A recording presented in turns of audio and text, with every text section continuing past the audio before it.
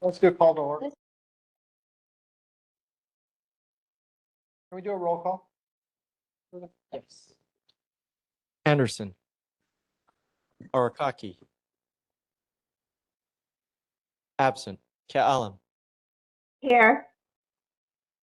Clark. Absent. Conley. Here. Ferguson. Ferguson. Here. Here. Fitch. Here, present. Glenn. Present. Higa. Imamura Uru is absent. Kiuna.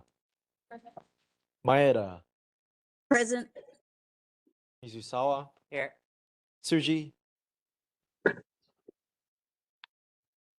Tsuji. Absent. Wood.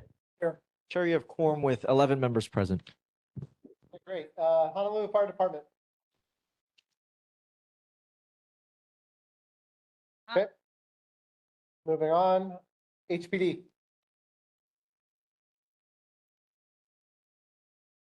Hi, just testing. I just got logged off. So, can you guys hear me? Yes, we can. Yeah. Good evening, ʻAiea Neighborhood Board, Lieutenant Iwasaki, District 3 Pro City. I'll start with the reported incidents. This is in comparison of February 2026 to March 2026. So motor vehicle thefts, it was at 3, rows 1 to 4. Burglaries was at 3. March 2026, we had 6. Thefts were 16. March 2026, it was 23. And car break-ins was 6, went up to 9. So calls for service for this area was 1,219 compared to 1,215. Total calls for service, District 3, February was 4,738 calls.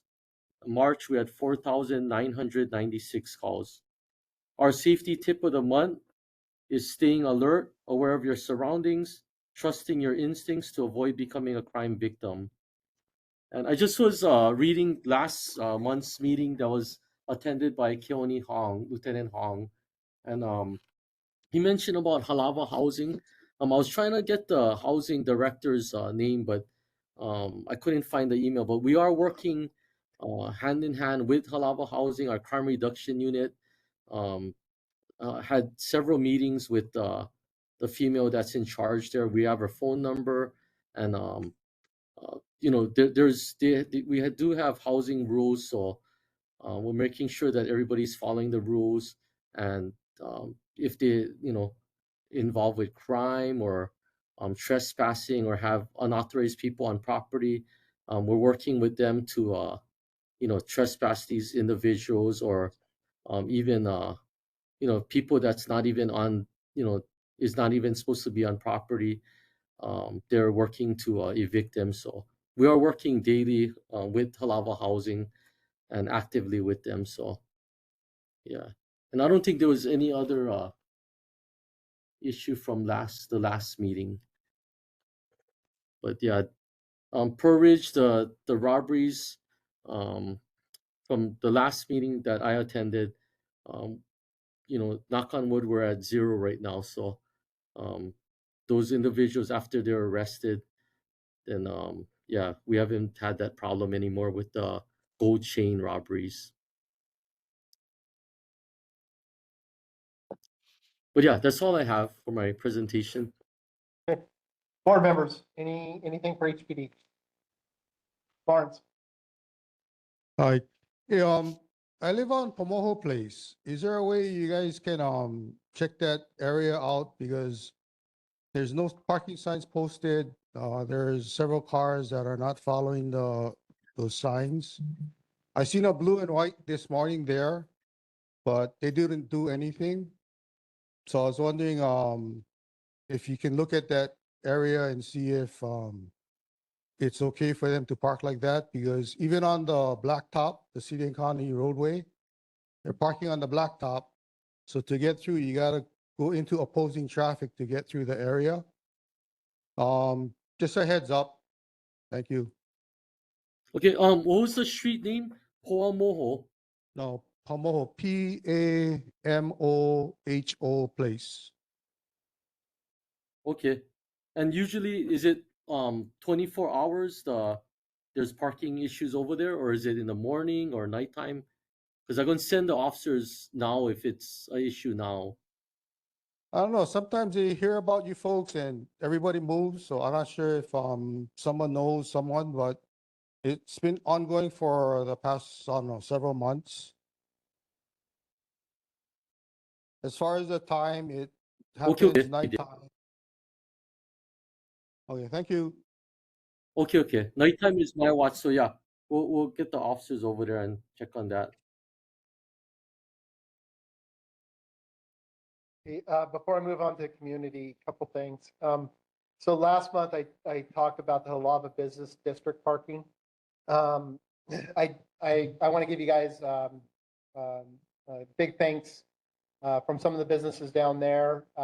It was reported that you did provide ticketing to some of the vehicles, and those vehicles were towed that were just being parked on the street and not being moved. So the businesses appreciate HPD for keeping up and being on top of the vehicles that were just taking up space down there. So thank you for that. And the businesses thank you for that as well too. On top of that, it seemed like it was a pretty quiet month in ʻAiea in terms of crime. So I don't want to jinx us again for that. So I would hope that HPD is had a hand in that, and I think you do. I was just talking with the Pearl Ridge Shopping Center manager here, and he's going to talk to his security folks. But we think that some of the crime there as well too has been reduced. So we're hoping that has been impacted by you folks as well too. So I'm hoping that we can give you folks some kudos on that as well too. One other thing I do want to kind of mention to you is that the street racing is still occurring on the H1 between 11 and 12 at night on the weekends to about 1 o'clock in the morning. And it's pretty funny actually, because for example, about a week ago, I called it in. And as soon as I called it in to your station, I would say within 5 minutes, it stopped. Because they probably listened to your police scanner. So as soon as you reported it to whatever, officer that's on the beat, they heard it and then they immediately stopped racing. So I don't necessarily know if you guys want to like change the way you inform your police officers about how their whatever code that is you guys use for racing or whatever. But they know they're on to you is how I guess the best way to say it. Because I'm not kidding. As soon as I called it in and I talked to whoever was on at your station that night, within a couple minutes, it stopped after they had been doing it for about an hour of racing. So yeah, so they're on to you. They're listening to your scanner. That I can tell you. So anyway, so just a heads up on that. Yeah, for the racing, we've been working projects on the weekends. They I know it's not in ʻAiea, but they've been gathering at the Koala Street across Walmart, that shopping center with food and farms. So that's where they gather. We've been having some issues over there, so we've been really working on that. Usually Fridays, Saturdays, that entire parking lot's full, and then maybe just before midnight they head out, and that's all the racers. So we've been really working.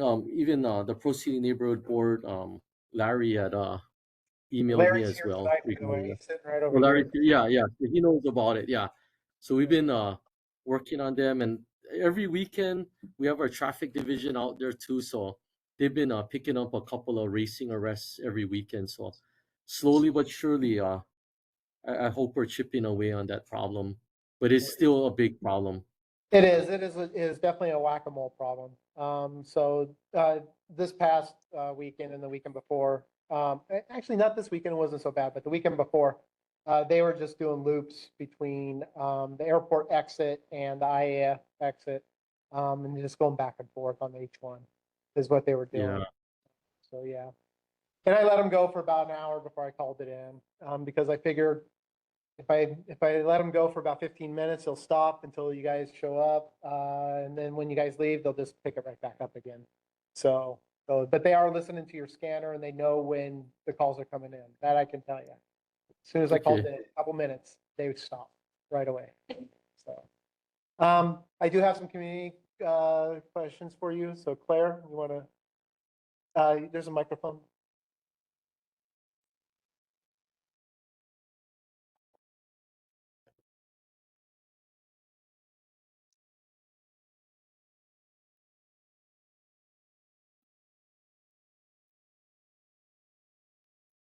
Street. Oh, I can talk loud. No, you can hear me. I can hear me. Okay. So there was a robbery right on Camilo Street, which is right on the main drag of Camilo.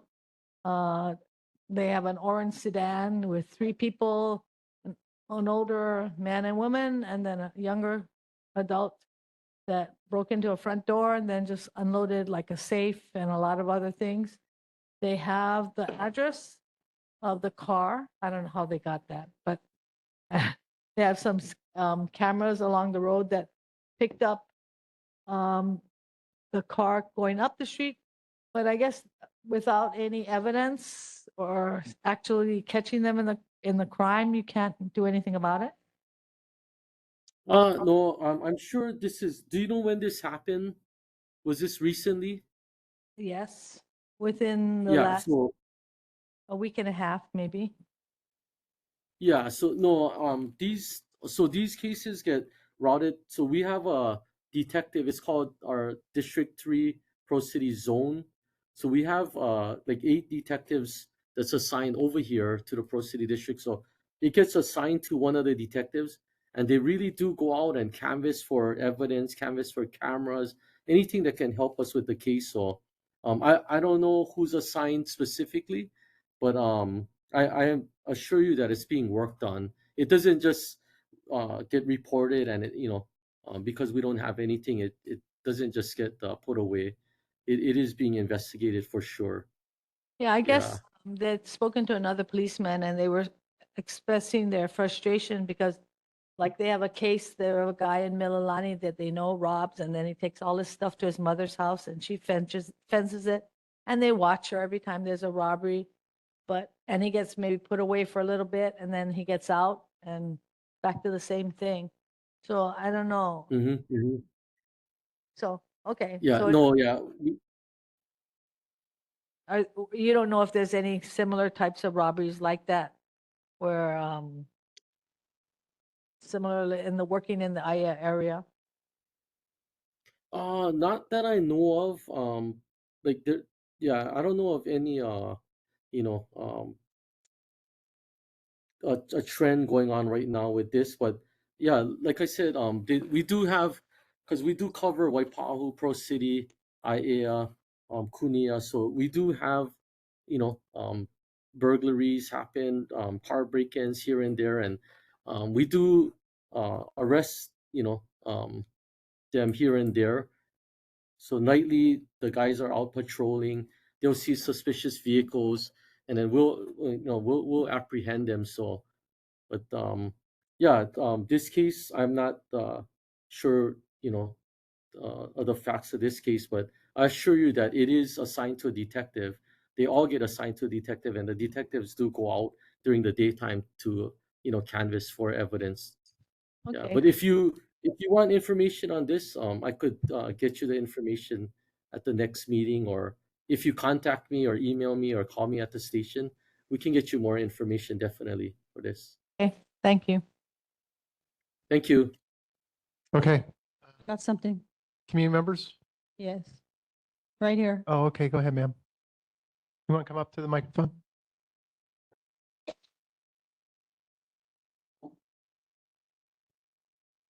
Hi, I had asked that the speed trailer be put on LA Street because there's a lot of traffic. during peak traffic hours. So I want to thank you because it was done. I think it was put up for a few weeks. But I'm wondering if you could continue to do that every so often to make these drivers aware that when they pass through Newtown, that, you know, there are pedestrians, there are other cars. We want them to be careful. And I also wonder if you could, I did put in a request for an officer with a speed gun on Kahele during this peak hours, like at 4 to 6, and also on Komomai, because they take a left on Komomai and they're speeding down Komomai too. So it would really help if officers are there and the speed trailer is there as a warning. So thank you. Yeah, we definitely can do that. Thank you. Thank you for that. Yeah. So the speed trailer is not on Kahele anymore, but we can put it back, and then yeah, we'll get officers to do that. That's yeah, we'll definitely get to that. Thank you very much. Okay, Thank you. ma'am. I have a request. If an officer can pass on Hapu'u Street, I think the address is 98870, but they can clearly see there's two trailers that are parked 24/7. And it's been there for several months. They used to not have a cone, but at least now they do have a cone. But still, I don't think a vehicle can be parked 24/7 on a public roadway. Yeah, I'll send somebody there right after this meeting. We'll Okay. check on that now. Okay. Any other comments, questions, concerns for HPD? Going once, going twice. Okay, nothing heard. Okay, thank you. And thank you for all you do. Okay, thank you very much. Take care. Okay. Take care as well. Okay, moving on. I heard that the Board of Water Supply is not going to be here tonight. Okay, so we're going to move on. Okay, Mayor's Office. Moving on. Good evening. Curtis. Good evening. This is Haku. Can you hear me? Haku, glad to have you. Hi. Good evening, Chair and Board and community. Haku Millis with the Department of Design and Construction. Just a few announcements. City continues response to Kona Low Storm recovery. Recovery website has also launched. City and County of Honolulu continues cleanup and recovery efforts with the community, state, and federal partners following 3 consecutive severe weather systems, including multiple Kona low storms that brought significant flooding on all parts of the island. To provide a consistent and reliable source of information, the city has launched a recovery website, oneoahu.org, where residents can find information on reporting home damage, health and safety tips, available assistance, and ways to support impacted communities. I'll put that link in the chat. Cleanup operations remain ongoing across Oahu, particularly on the North Shore, with dozens of debris removal and hauling resources deployed, including dump trucks, heavy machinery, and dumpsters. Storm debris may be taken to city transfer stations and convenience centers, which are open daily from 7 a.m. to 6 p.m. with H-Power accepting commercial, municipal solid waste, and Waimanalo Gulch accepting residential construction debris such as dirt, rock, and concrete. Additionally, the previously planned mayor's town hall meetings have been indefinitely postponed as the administration and departments focus all efforts on addressing the damage from the Kona low storms and focus on mitigating the impacts of the oncoming storms. Mayor's newsletter, a few highlights: homegrown first responders trained in Waianae. City launches annual food drive for the Hawaii Food Bank. GROW, G-R-O-W recycling program launches on April 1st. Affordable kupuna housing, Aloha La Haliwiliko opens in ʻAiea. Hong Lee announced as the new deputy for DTS. Honolulu Police Commission invites input to help guide the selection of Honolulu's next chief of police. And Skyline ridership surges as Bill 60 passes. The March 2026 edition of Mayor's Newsletter can be found online at honolulu.gov/mayor/newsletter. I'll put these links in the chat. I didn't have any concerns on my report, but I'm happy to take any questions. Hopefully I can answer them. If not, I'll take them back for next month. Thank you. Okay, any questions for Mayor's Office, Paul? Yeah, I'd like to ask you to ask the Department of Transportation to assess a pedestrian crosswalk going from O'Alo Street to Moanalua Road right next to Pearl Ridge Shopping Center. It's in the middle of the block, going from an apartment complex to essentially an exit driveway in Pearl Ridge. You know, being that there are two lanes going with heavy traffic both ways, having people going in and out of the Pearl Ridge and the apartment complex makes it a difficult area for drivers to see the pedestrians who want to use that crosswalk. There is a crosswalk at a stoplight just less than 500 feet up the road at Kaanoe Street. And I was wondering if you could ask the Department of Transportation to reassess the safety and effectiveness for this pedestrian crosswalk. Appreciate that. Yeah, thank you. We'll bring this up to them for their response. Thank you. Okay, Lawrence? Yeah, just a comment. You know, with the Kona low storms, the state is estimating like about $1 billion of damage. When we had the wildfires in Maui, the state stepped up and picked up, I think, 25 or 30% of those costs to make people whole. If the city is responsible for 10% of 1 billion, is the city willing to throw in about 100 million to make these people whole? Meaning that it's just money that is given without any type of low-income loans. But, you know, that's our people out there too, that, you know, we should help out because a lot of them are farmers. They don't have any income. And you're going to put a lot of people out of business. Thank you.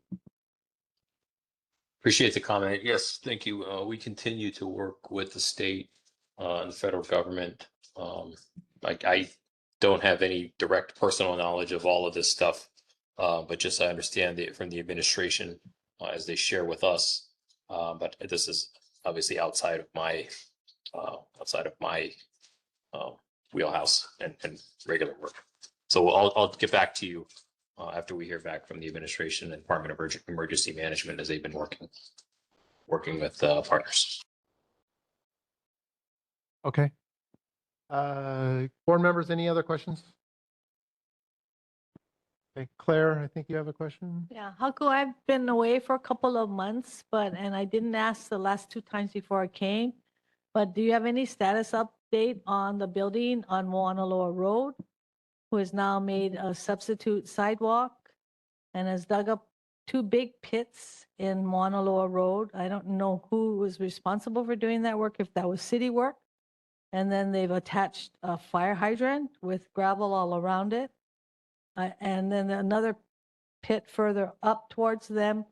I don't know what they're doing there that's connected to the fire hydrant, I think, but it's right in front of the bus stop. And so the bus has to go around the barriered off street and parks in front of the bus stop. It just makes a whole big congestion. So can we find out what's happening there? What's the holdup? Sure. Yeah, I think if I recall correctly, this is one that we looked into. Not a city project, private development. They have the permits. DPP provided information about that, but we definitely can reach back to them for an update and see how things are progressing and when they anticipate completion. What do they have the permits for? To do what? Yeah, I can get the specifics on that. I don't know offhand, but we can get DPP to provide that info. Okay, thank you. Before I let you go, Thank you. I got a question that's separate from this. The library itself, is it under state or city? Okay, great. Thank you. Okay. I got a question for you when you come up. Okay. All right. Okay. Any other questions for Haku? Or I should say the mayor's office. Okay, nothing heard. Okay, Haku, thank you for your report. Much appreciated. Thank you, Chair. Okay, Councilmember Cordero's office. Aloha, everyone. Chair Wood and community. This is Radiant Cordero, your council member for Council District 7 from Waimalu Kai to Halava in your areas, and then as well as all the way to Kupalama. I hope everyone is safe from the storm events over the past month. I do want to note that I have a few resources as well that Director Millis already adequately covered. I do also have on my calendar of events the committee week that the committees, as well as our community events that we have, especially this weekend. It is going to be Earth Day soon, but we are having a cleanup this weekend. There's going to be from ʻAiea Bay, all the way to Waipahu. There's also an Earth Day celebration at Makalapa Neighborhood Park, where you can see me and my team as well. Next up on the second page, I do have some updates on the budget amendments that I submitted for my council district, and you can see some areas there. I do want to note the request for Ualo and Moanalua Road. That is a project that is ongoing and that we are following up on, and we do not see any further funding necessary to put a crosswalk or any traffic mitigation there, as it is a current project for traffic safety and traffic mitigation. So you can see that information there. Also, I do have some measures introduced. One that I do want to highlight that was recommended by the Moanalua Gardens community, as well as our Moanalua Valley, but I do believe it does adequately or would suffice to support bus routes in the ʻAiea and Halava areas, is to request the Department of Transportation Services to consider installing shelters at bus stops along routes with service frequencies exceeding 30 minutes. And so we have that. And it was adopted at the council last March, March 25. We do have updates on the feral chickens. I know that there was a feral chicken form that was provided to the board and is on your Google Drive as well. And so we have that. We do have information about further traffic concerns. I know it's been a lot of traffic concerns and a lot of intersections along Moanalua Road. And I know that there's ongoing traffic concerns at the bend by St. Timothy's Episcopal Church. So that is also addressed on my report. I do also want to highlight, I know it's been highlighted many times, that we do want everyone to sign up for HNL alerts so that you can receive any alerts from, whether it be from box jellyfish or traffic or road closures. So please do sign up for that. And there's more resources on there as well. But I do also want to note that on my report that we have a utility pole information. So myself, as well as Senator Elefante, received emails about certain utility lines. So we do have a map from HECO, but it shows a mapping there of like what exactly, which lines belong to which utility companies and services. So please check that out. And there's flyers as well as different links and resources if you want to check it out on my report as well. But I'm here to take any questions and report them back next month as well. Okay. Any questions for the council member? I have a question. Regarding Heckle, I know that's not your Kuleana, but maybe you can burn their ear. There's a thing called jumper lines. When one home loses its power, because the lines are underground, they pull it out from the nearest light pole and shoot it straight up and run a line across. Now, when I tried to contact them and they apologized and they said they understood how I felt, but too bad, you got to wait your turn in line. Now, these jumper lines have been up. The one I'm complaining about is recent, but I've seen others down the road that's been up for years. Now, if nobody's complaining about them, why don't they service the ones that are complaining instead of waiting? I mean, it's like a pull number, you know, because the jumper line next to my house was just put in. I'm gonna have to wait, I don't know, 2, 4, 6, 8 years till it gets addressed and gets fixed. Thank you, board member. I know that when we talked 2 months ago and the Hawaiian Electric Company representatives were there as well. They did take that note, and then I also shared your concern through your notes that you provided me to our government representative at HECO as well, which it does include your phone number. So I'm hoping that we could have a positive response, hopefully quicker, but I'm not sure about that as well. But I just want to note that along with the representatives from HECO that did take that information that few months ago, that the government representative is also aware. So I'm not sure about the full process of jumper wires or lines. whatever, jumper lines. Thank you. But I know that for your specific concern, but I could always follow up about the process and expediting that as well. Thank you, because there's a community member here who also inquired in their area of Rural Summit. And the guy said it takes years.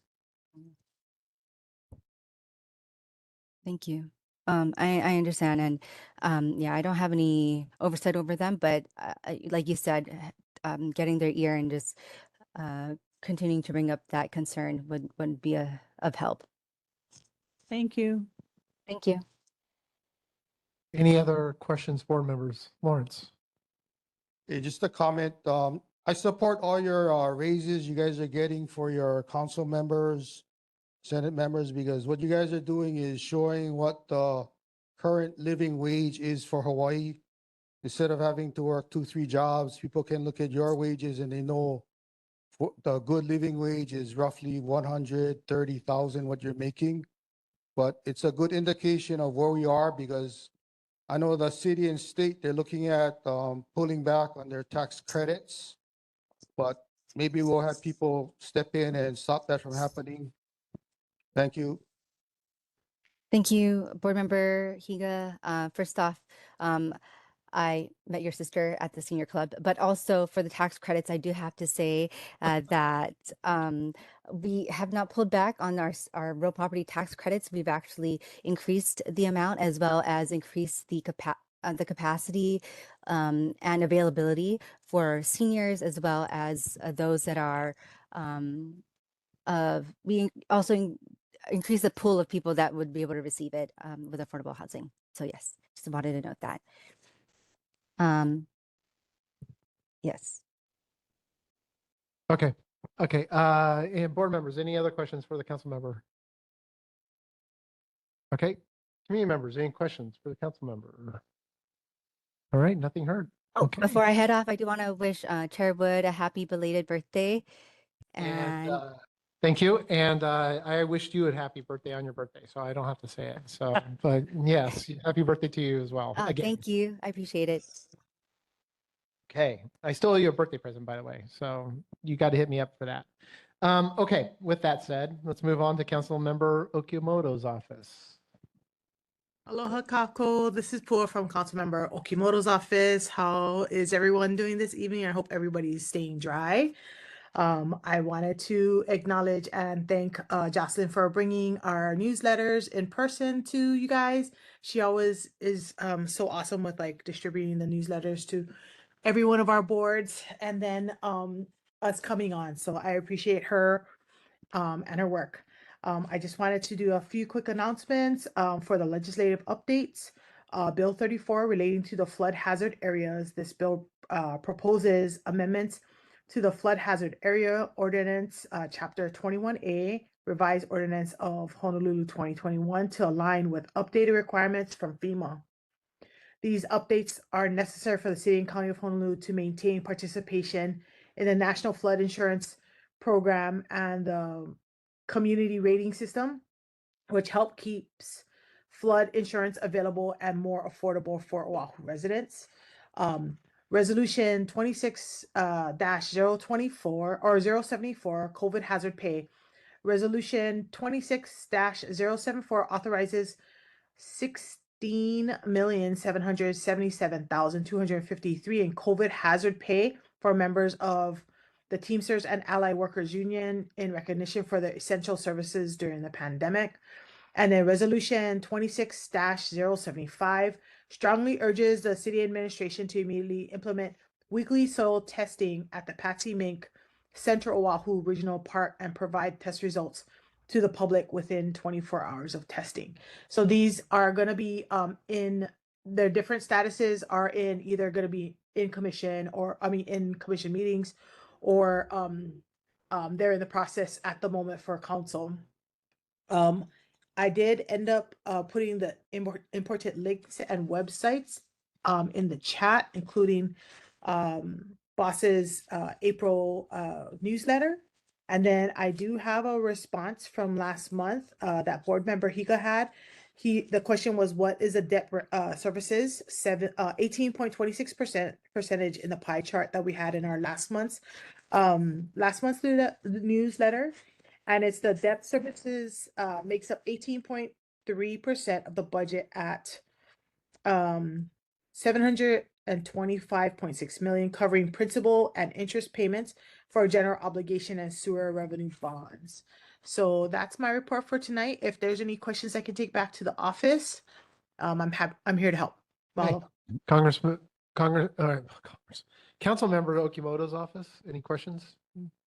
Paul? Yeah, I just have a question about the resolution 26-074.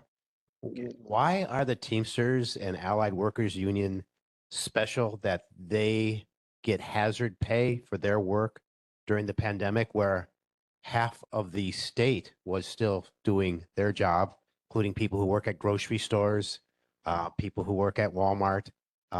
What makes the Teamsters special that they get hazard pay and everyone else that was working during the pandemic does not? I can get a formal response to that at the next meeting, because I know that people have been waiting for their hazard pay during COVID still. So I will take that back to the office and bring you a response next month. Thank you. Okay, I look forward to hearing that response as well. Okay, great. Okay, any other questions, board members? Okay, community members, any questions? All right, thank you. Okay, moving on to federal and state official reports. Congressman, yep, thank you. Congressman Ed Case's office. Nothing? Okay. Governor Green's office. Not until they get a replacement. Okay. Senator Wakai's office. Nope. Okay. And then Senator Elefante.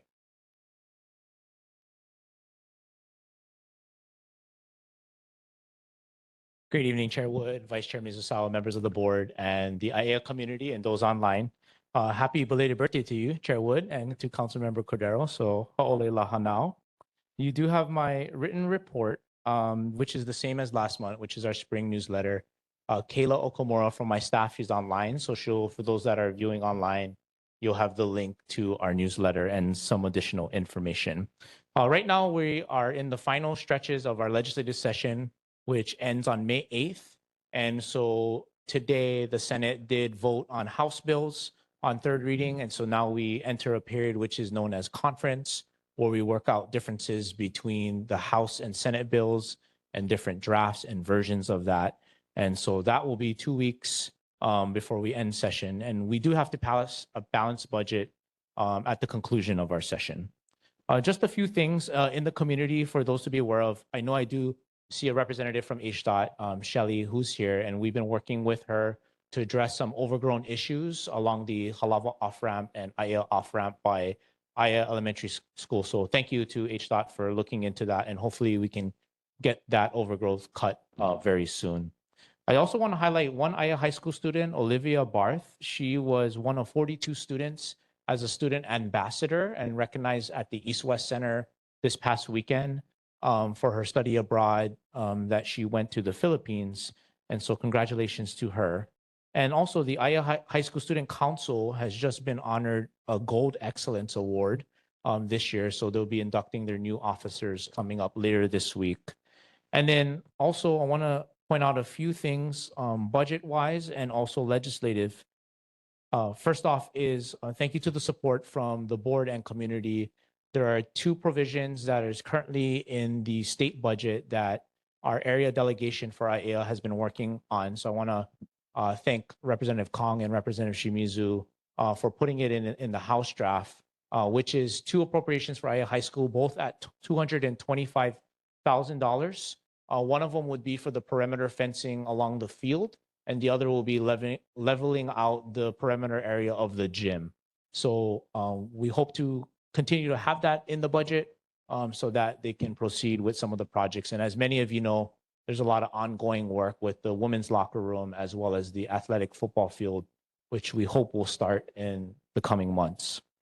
And then I also want to mention, I don't know if many of you folks know this, but Vice Speaker Ichiyama and I, we are both the representatives for both Senate and House respectively on the Red Hill VI. So I'm the delegate from the Senate to have meetings with our members from the Department of Land and Natural Resources, Board of Water Supply. It's a collaboration of groups, city and county, to make sure that as we go forward that we work with the federal government, but to make sure that the studies and things that are going forward are in place for the long term in order to protect our aquifer. So there is an open house tomorrow at the Pearl at Kala'au, and I know Lydia is here from Navy Region Hawaii. So we hope that folks can attend. But I also want to highlight that thanks to Vice Speaker Ichiyama, there's 11.6 million in capital improvement projects in the state budget that deals with studies and long-term impacts from the Red Hill aquifer. And then lastly, one important thing for me and many of you, how many of you are familiar with what an AED is? Raise your hand. Okay, good. For those of you who are not, now is a perfect time to learn. An AED is an automated external defibrillator. And this is something that I've been working on going back to my days at the Honolulu City Council. Usually public buildings are supposed to have one. It's a life-saving event to get training. You'll see a lot of them at the airport.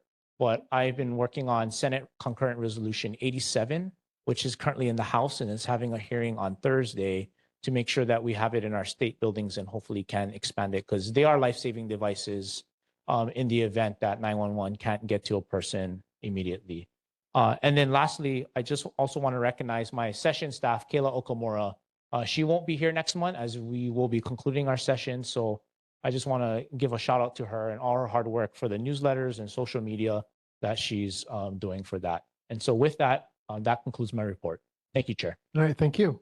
Board members, anything for the center? Jane?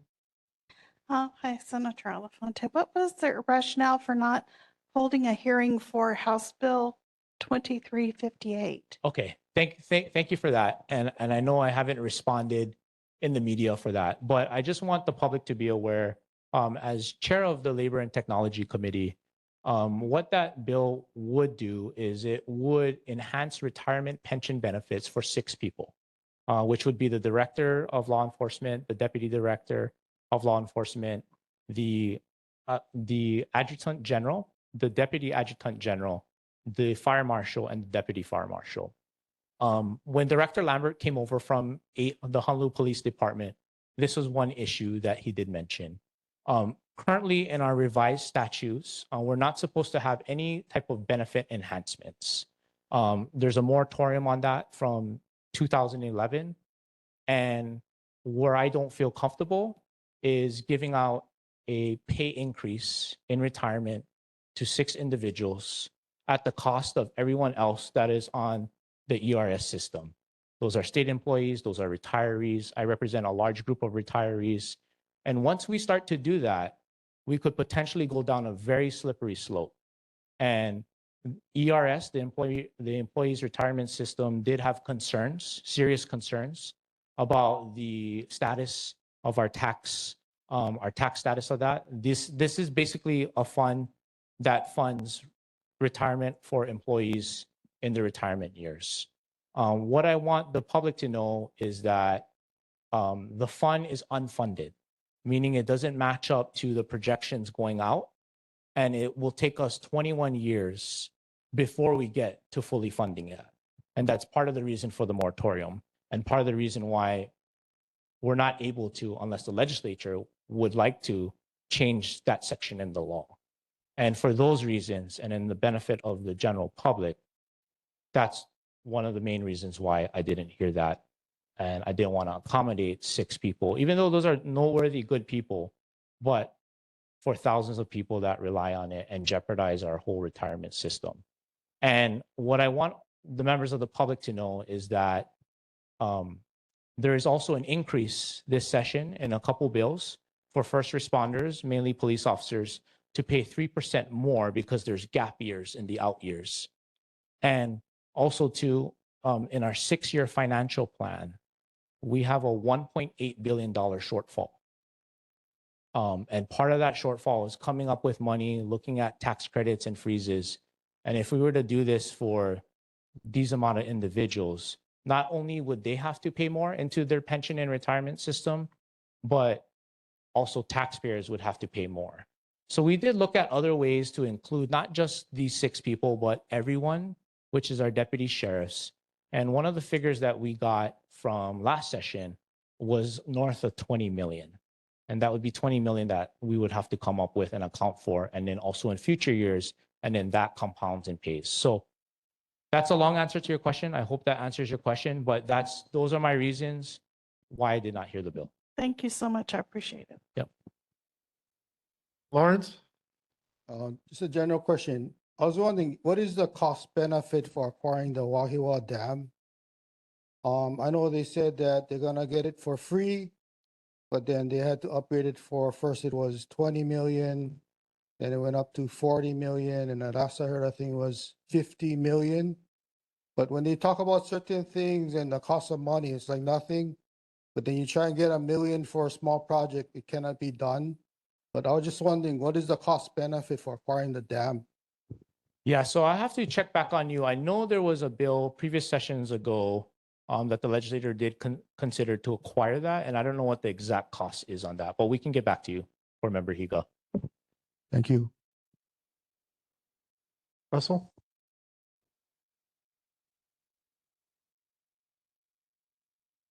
In retirement, what does that mean? What was that bill originally trying to do? Give them something special? Like what? And how much? So that bill did actually not start off that way. It was changed in the House. And what benefit enhancement means is that, so currently there's a structure for directors and what everyone makes the same, some have a little different. And what this bill was attempting to do was increase some of the rates, similar to what Director Lambert was getting at the Honolulu Police Department. And if many of you are maybe not aware, deputy sheriffs are under the bargaining unit of the Hawaii Government Employees Association. Honolulu Police Department officers are under SHOPO. So 2 different bargaining units in that sense. So that's what it would have done. It would have adjusted it in out years. Because I know firemen and police officers, their retirement is different than the HGA worker. That's correct. And is that what you're referring to? They were trying to, he was coming over to Department of Law Enforcement, and you're saying they're under HGA, typical, or HPD is under retirement. Is their retirement equal to the Honolulu Police Department? Was that? It was not equal. Yeah. Okay. Yeah.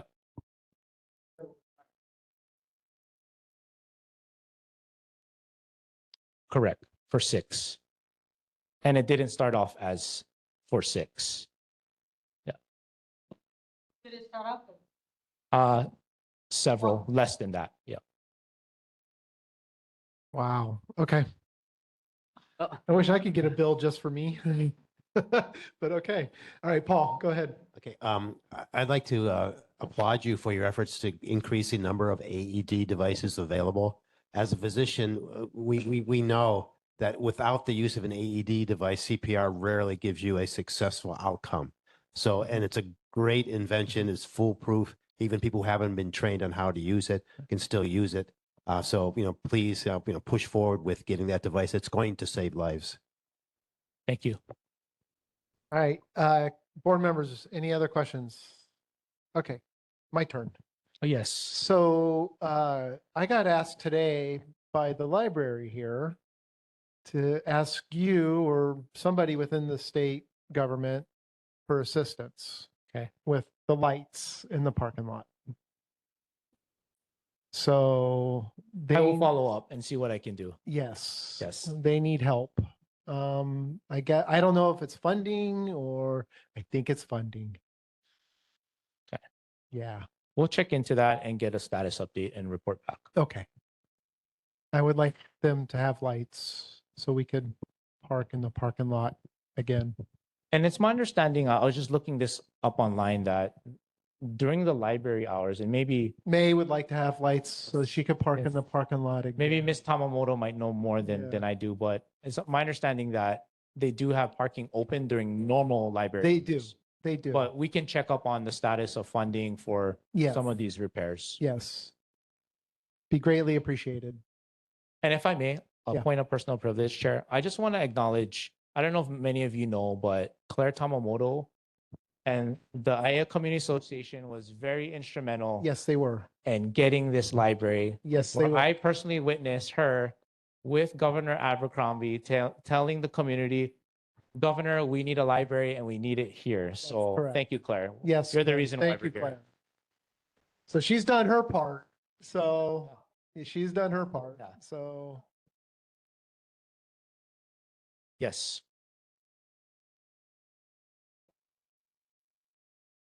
right.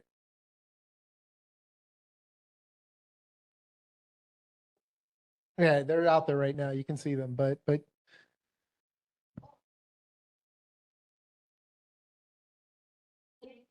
yeah, the poles fell down. Structure, yeah. Right. One pole fell down and then they started, yeah, you can explain. Yeah. So one pole, we don't know if it was the wind, but one pole fell over, the one right over here, fell over. Right. And so that prompted them to then check this was a while ago, right? Months ago.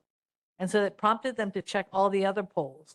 And so the poles are mounted on a concrete base with a plate covering it. And when they took off the plate, It was all rust. Yeah. yeah, but I mean, that plate is like this thick. So I don't know if it's a manufacturer thing that they can go back to the manufacturer and get some warranty on it, but that's So every place you see out there with a white box on top of it, that's where a where a light light pole was. pole was. So the white box is covering the electrical Yeah. wiring. So that they all need to be replaced. I mean, there are some like. There's still some out there that are good, but all the ones with the white box out there need to be replaced. Yes. Yeah. Less than 15 years old. Yeah. So anyway, so yes, please, if you could, we as a community would appreciate that. Okay, yeah, we'll look into that, Chair. Okay, thank Hey, you. Brandon, being that you're really good with writing things down and checking on Oh, yeah, sure. Yes. I do have an issue. I know OCCC, the new OCCC is not built yet and it's gonna be built.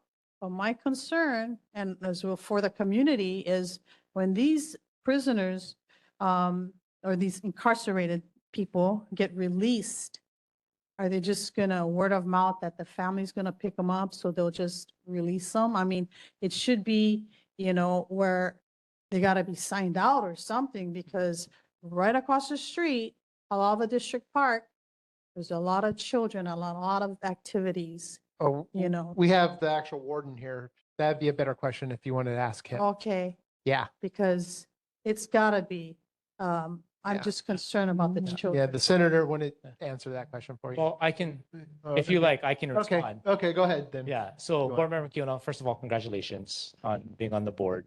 Thank you for that question. So prior to the current role that I sit on now as chair, I was chair of Public Safety and Military Affairs. And this was a concern that was brought up to the community. Warden knows about this. Director Tommy Johnson knows about this. And this is something that our office has been advocating for, to have a place for those that come out of incarceration, that's sort of a safe space, but away from the community. And so that's something that they're still looking into, but we'll keep pushing on them and working with them to make sure that whatever that alternative site doesn't impact the community residents. Thank you. Correct me if I'm wrong, but Warden, I think we've already kind of determined that. It would go back to Kalihi, right? Yeah, so Yeah, please do. I want to kind of nip this in the bud already. So one of the things that's changed in the plan is that we are no longer going to have at the Halava Valley site, we will not have the reentry folks, which is the people that we were concerned about the last meeting. I think I was here where we were talking about people who were on furlough. All of those are going to be run out of Kalihi, right there, basically where it's at right now. Just up the street at a place called Amaka. That will be the spot. The jail that we're building that will be in the Halava Valley is for pretrials and also for some sentence misdemeanors, which is like your shoplifters and things like that. And maybe some sentenced parole violators that come there. And our idea at now is to take them, put them in when they release, and we know when they're releasing. We put them in a van, we take them down to the bus stop at Kalihi to the transit center, which is where they would normally go right now. That's where we will take them. We will transport them out is what we've talked about. Now, I can't say that that's 100% written into the books, but that's what Tommy Johnson has told us that we plan to do. So the options will be, yes, when somebody wants to bail out, if they have a bail bondsman picking them up or their parents picking them up or their loved one picking them up, they'll pick them up right at the jail. But if they're going to be released to go onto public transit, we'll take them down to the bus stop so that they're not just wandering around in the Halava Valley. Okay? Okay. Okay. Okay. Okay. Thank you, Warden. Appreciate that. Okay. Any other questions? Thank you. Okay. All right. Thank you, Senator, for your report. Appreciate it.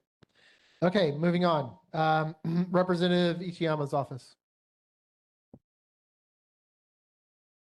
Hi, good evening, Chair, Board, members of the community. My name is Jen Elizondo, legislative aide on behalf of Representative Linda Ichiyama. If you didn't get a chance to grab a community update, this is the mid-session community update. So last month marked halfway through the session. On the front page here, if you have 10 to 20 minutes, there is the Hawaii Quality of Life Survey, which is a collaborative effort between UH Manoa and the Office of Wellness and Resilience. So there's a QR code there, or you can visit the website health-study.com to take the survey. And so if you open the community update here, Representative Ichiyama wanted to highlight a handful of bills. Some relate to healthcare, local food for families, consumer protection, etc. And on the back there, you can find some of the capital improvement projects that have been requested for fiscal year 2026 to 2027. And if you have any questions, I'll be happy to relay them to her. Okay. Board members, any questions? Okay, nothing here. Okay, same thing I asked Senator Elefante. Yes, I know that. Okay, thank you. Thank you. All right, community members, any questions? Nothing heard. Okay, thank you. Thank you so much. Okay, Representative Shimizu. He's usually online. Oh, no. Oh, there you are. Hi. Okay, please. Good evening, Chair, distinguished board members, and the members of the community. My name is Carol England. I am the legislative aide for Representative Shimizu. And I wanted to go over some highlights of what has been going on since the last time I reported. I wanted to say thank you to Senator Elefante for bringing up the update budget regarding Moanalua High School. Also, if you haven't already gotten one of our newsletters, we do have a quick survey. And if you could go to repshimizu.com, we would love to hear from you. And it's really short, and it's basically giving us more information or if you have any questions, but it's kind of like a mid-check, like what's going on, what's your main concerns, so that he can try to work on those. Next is the Red Hill. One of the key issues for our district continues to be Red Hill. The representative introduced a resolution urging the Navy to do the following: show up consistently in person to community meetings, provide regular updates on water quality and remediation, and maintain direct communication with affected residents. This is an ongoing priority given how directly it impacts our community. Now, for those who went to the April 11th Community Cleanup and Genki Ball meeting, April 25th is actually the Genki Ball toss. However, we want to flag something important. The parking lot at the Likini Mini Park is currently closed, which is creating a challenge for volunteers. And we understand organizers are actively working with the school and other partners to find a solution. So if you're planning to attend, stay tuned for updates on parking logistics, and we'll share information as it becomes available. One more thing, one additional item to be aware of is Hawaiian Electric has indicated potentially bill increases in the coming months, possibly in the 20 to 30% range, but they are offering short-term payment plan options. That's all that I have for tonight. If any of you have any questions, I can take back to the Representative Shimizu. Also, I did take note about the parking lot, the lights. Ma'am, Yes. okay, then I don't have to ask.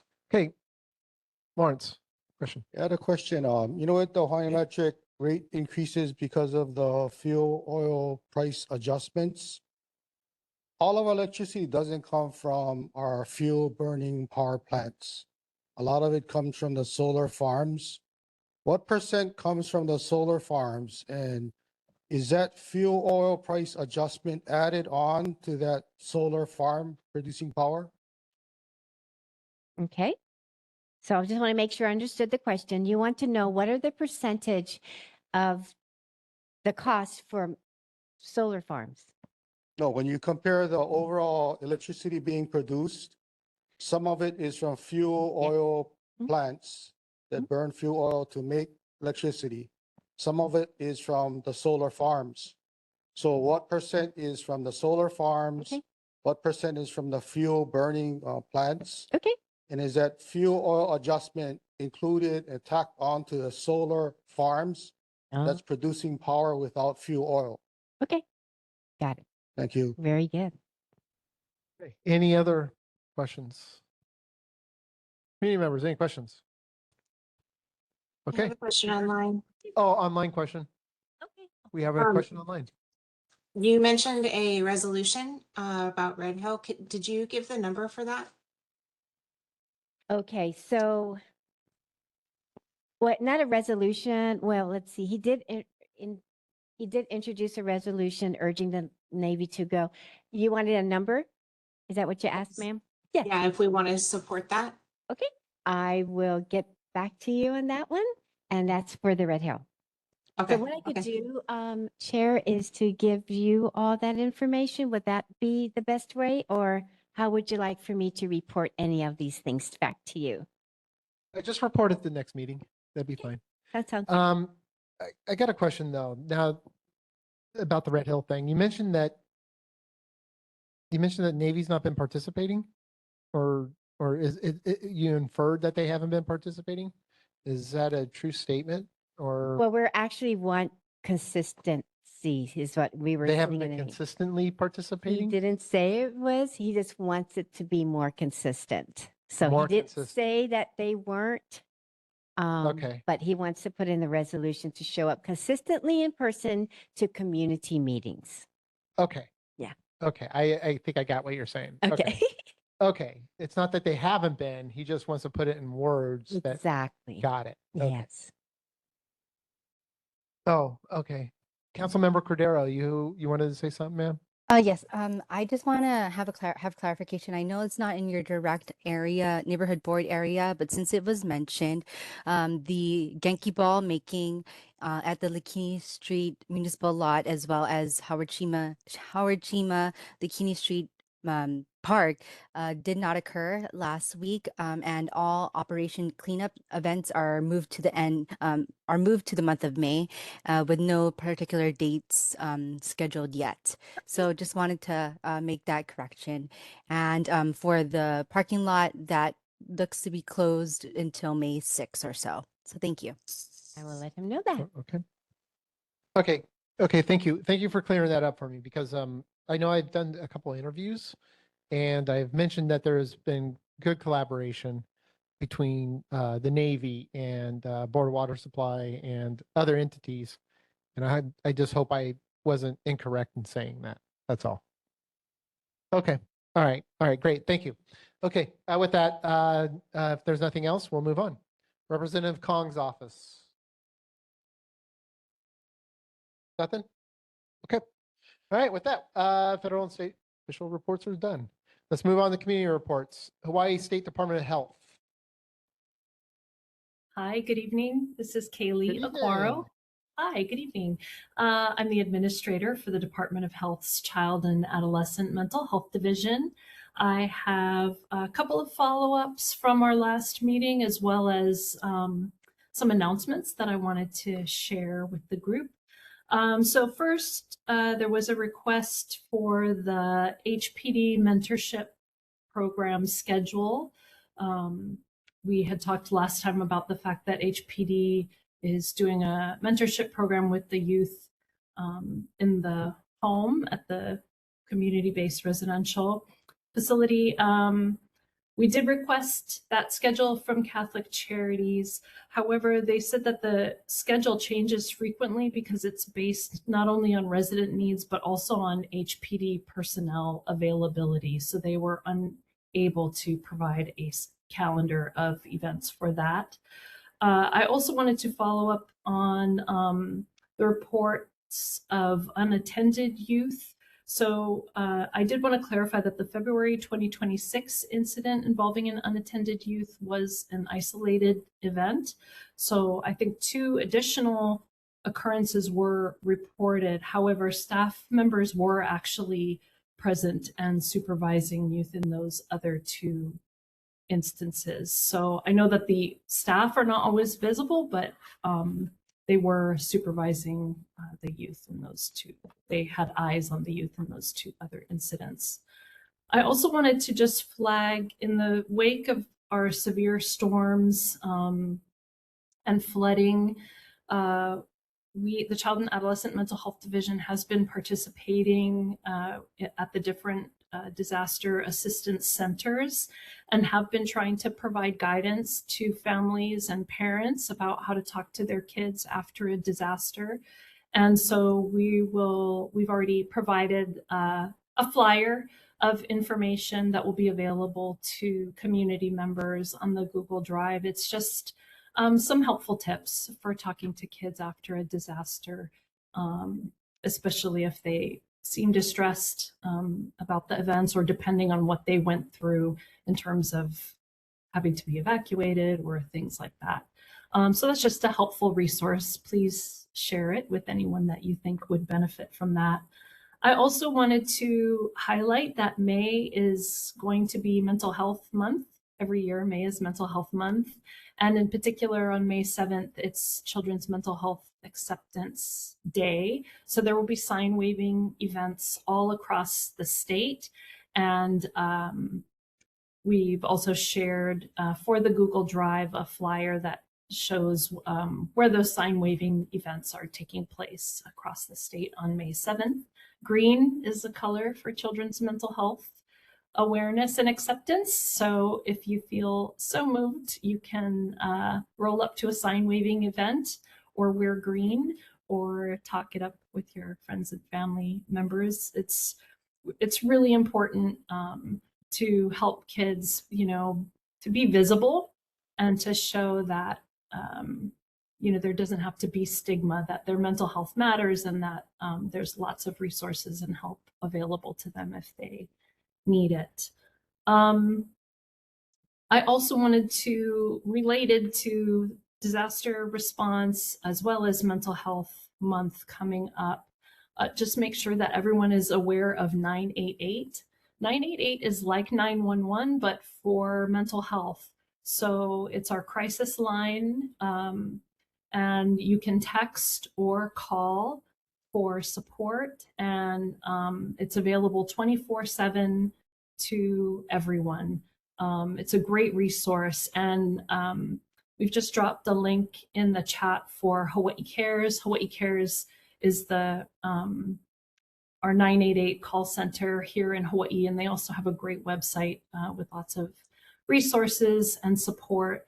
And relatedly, we have a youth line. So these are teens that are trained to help other teens. They're based on Maui. We're hoping to train teens eventually on all of the islands. We started with Maui after the wildfires.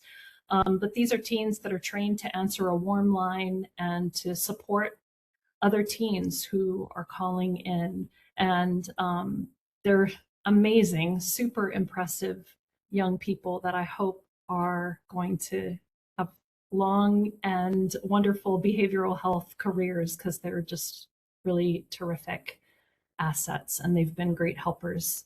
So just wanted to make folks aware of those mental health resources. That's the end of my report. Thank you. Okay, thank you. Board members, any questions? Lawrence? At our last board meeting, I know some of the community members are talking about unattended youth, but you just mentioned that there was only one incidence of unattended youth, and those other incidents, somebody was actually watching them. I'm just trying to see if there's a check and balance, because if the people who are working that youth facility are not truthful, is it you just say, oh, try harder next time, or can the community do something? For instance, if they record the youth walking around unattended, and then the people operating the youth facility lies to you, is there any repercussion, or you just tell them you guys are being bad people?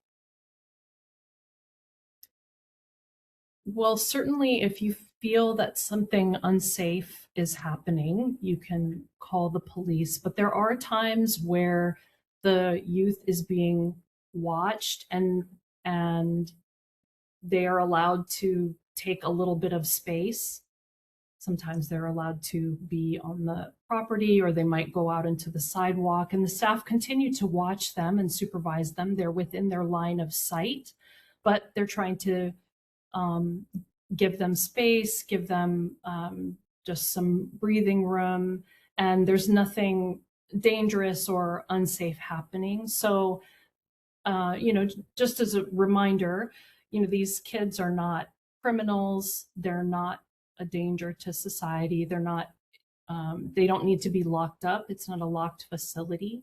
And so we ask that the kids be in line of sight, and the staff accomplishes that through cameras and physical line of sight. So it's not always that you're going to see the staff member on the sidewalk with the youth. It doesn't mean that they don't have eyes on them. So as far as from the community's standpoint, what do you recommend they do? Because line of sight, my vision's kind of poor, but I can still see somebody 500 yards away. But if something happens, I'm not going to be there to do anything. So it's very vague as far as what you're describing as far as how they do their work. So what can the community do? Because I'm sure they have better eyesight than me. They may be able to see the youth 1,000 yards away, and that's still line of sight. I guess I'm not understand. So you're just saying if a child is in the neighborhood, what should you do? I think the question is that how does the residents prove to you that Catholic Charities is providing oversight on the children in question?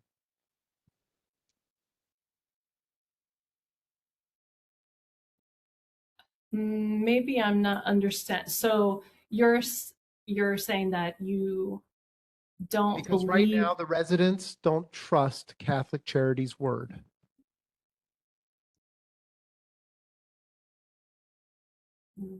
Okay. And what is the recommended? So what how is would your they do it? Would they recommendation? videotape the incident happening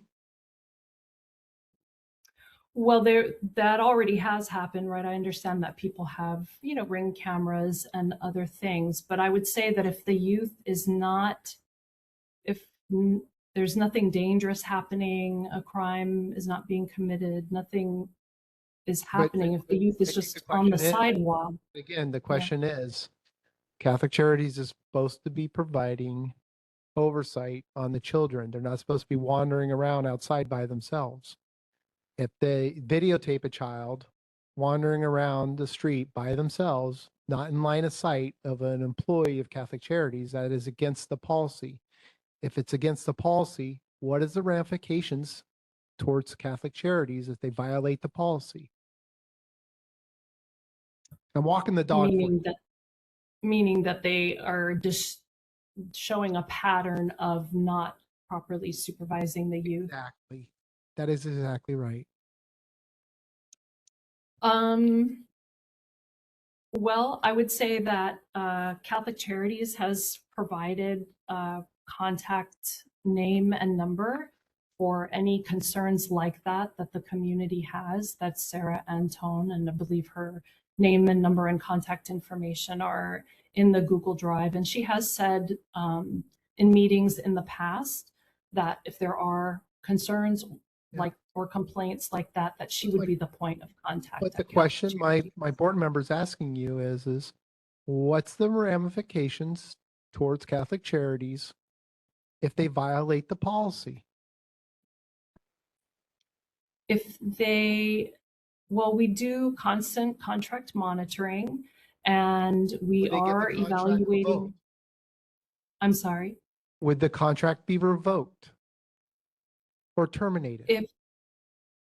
If there was a pattern of a disregard of the clinical standards or contract violations, then CAMD obviously would take some action. Okay. So I guess that's the short answer. I think really what the heart of the matter is, something that you touched on, though, is just that there isn't trust yet in the program, and that's going to take time, and I understand that. And I do hope that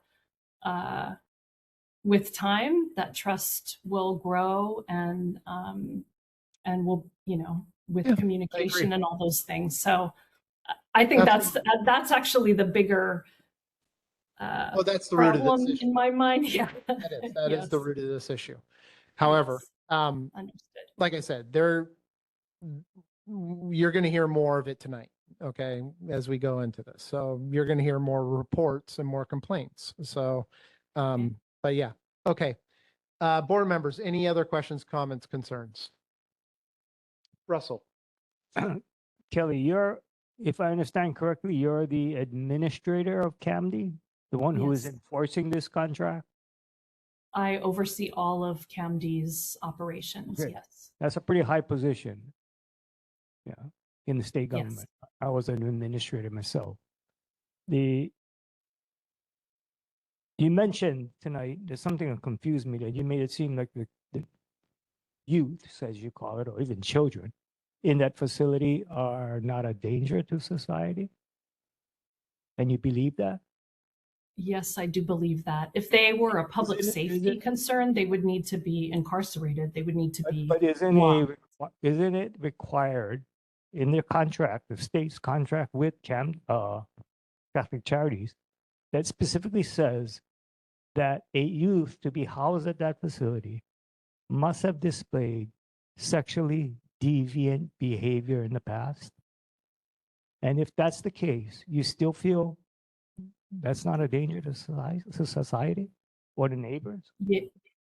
Yes, I do. When youth have a trauma history, sometimes they do exhibit sexually reactive behavior. It doesn't mean that they're predators. It doesn't mean that they're criminals or breaking the law. So yes, there is a difference between criminal behavior and sexually reactive behavior due to a trauma I'm using the history. exact terms that is in the contract. I understand. Reactive may be somewhere in the contract. In this particular case, I'm pointing to what is in the contract, sexually deviant behavior, a history of that. In Yes, order I to actually understand. house there. So I think that is probably why I would be, if I lived next door, concerned that someone else was living next door who had a history of sexually deviant behavior.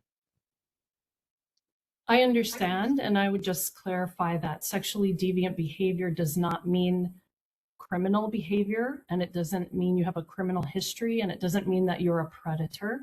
So these kids are not, the reason they're not in a locked facility is because they've been deemed to not be a danger to the community. Otherwise, they would be at the Hawaii Youth Correctional Facility. If they had criminal sex offenses or something like that, that's a different situation. Sexually deviant behavior is not a criminal. No, there's a range. There's a range I of think the only behaviors. reason they may have not been prosecuted, maybe, was because of their age. I think I said before, if an adult does that, do you think they would be just let go? I'm not sure what you think that they've done, but I will just say that there are a range of sexually deviant behaviors that a youth will exhibit, particularly when they have a trauma history. And it does not mean that those behaviors are criminal, and it doesn't mean that they are predators or a danger to society. And I know how you feel about this. I understand what you're saying. I'm just saying that they're not synonymous. Maybe you should explain it to the neighbors, because they're just reading what they see in the contract. And I think I'd be concerned. And you're trying to say it shouldn't be a concern? Well, you want to explain that to the neighbors or the community? Why? What specifically made you feel that way about this particular youth? Well, I mean, I think something that we've talked about here before is that this program has a long history of running. It was running with the exact same population of youth in Nu'uanu for many years. And now here in this neighborhood, and there have not been any dangerous events or anything that's happened. So yes, I'm basing my statement on that, on data, on what's happened in the past, on what we know about these kids with trauma histories.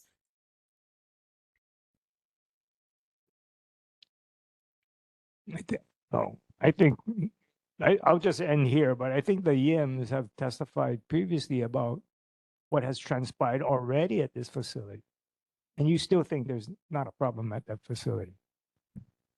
You know, the incidences where the HPD was called, et cetera, and temper tantrums, the rock throwing, et cetera.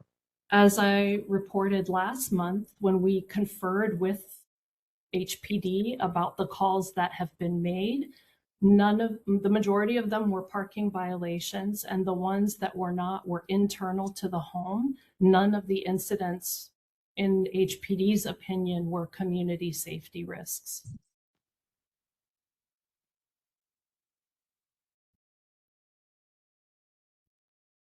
That's just the fact of it. So I understand the worry and the concern, but I'm just trying to share that that's not the reality. I think when the neighbor calls the HPD, that the neighbor certainly had a concern. But are you saying in that instance when they were called by residents of the community about what was going on outside of their house, about outside of your facility, that the HPD determined there was no problem, no safety concern? Yes, HPD determined that no laws had been broken and there was not a community safety concern. That is what they reported to us.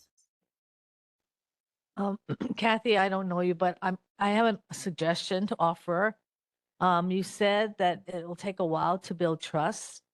And until that trust is built, I think it would behoove that you explain to the people that are supposed to be supervising these kids that they should be more visible until the neighbors can feel that safety and that trust.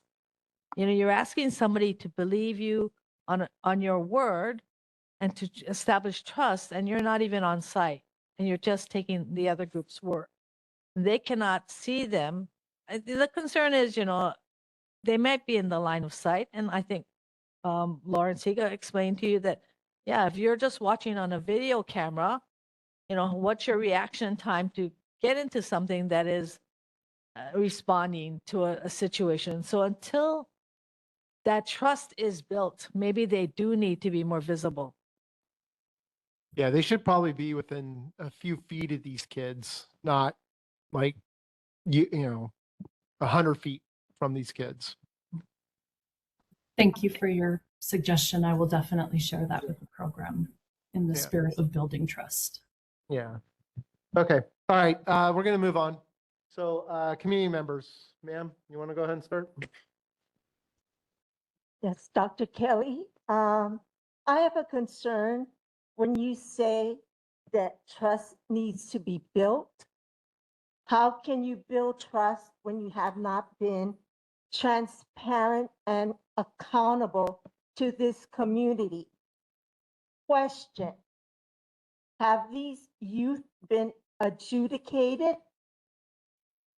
That is part of your pink book. So when you say they have not, or they're not criminals, adjudicated means they were juveniles and they committed some kind of offense. So please do not tell us that these youth are not criminals, because they have been adjudicated probably in family court for some kind of offense. Also, we have had incidents, not just internal house activities, where a youth has come out into the street, has gone to a neighbor's property, taken a brick and thrown it against their driveway and also into the street. I believe that same youth was later removed from your facility for an incident that was reported by the police, and that report is also available to the community. So again, certain things have been happening and actually have been occurring frequently. July of 2025 is when you first opened.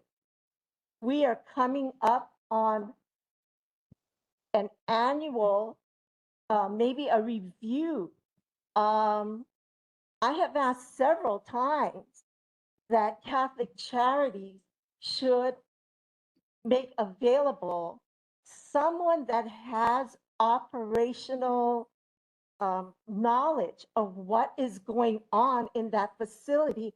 And we have been turned down numerous times.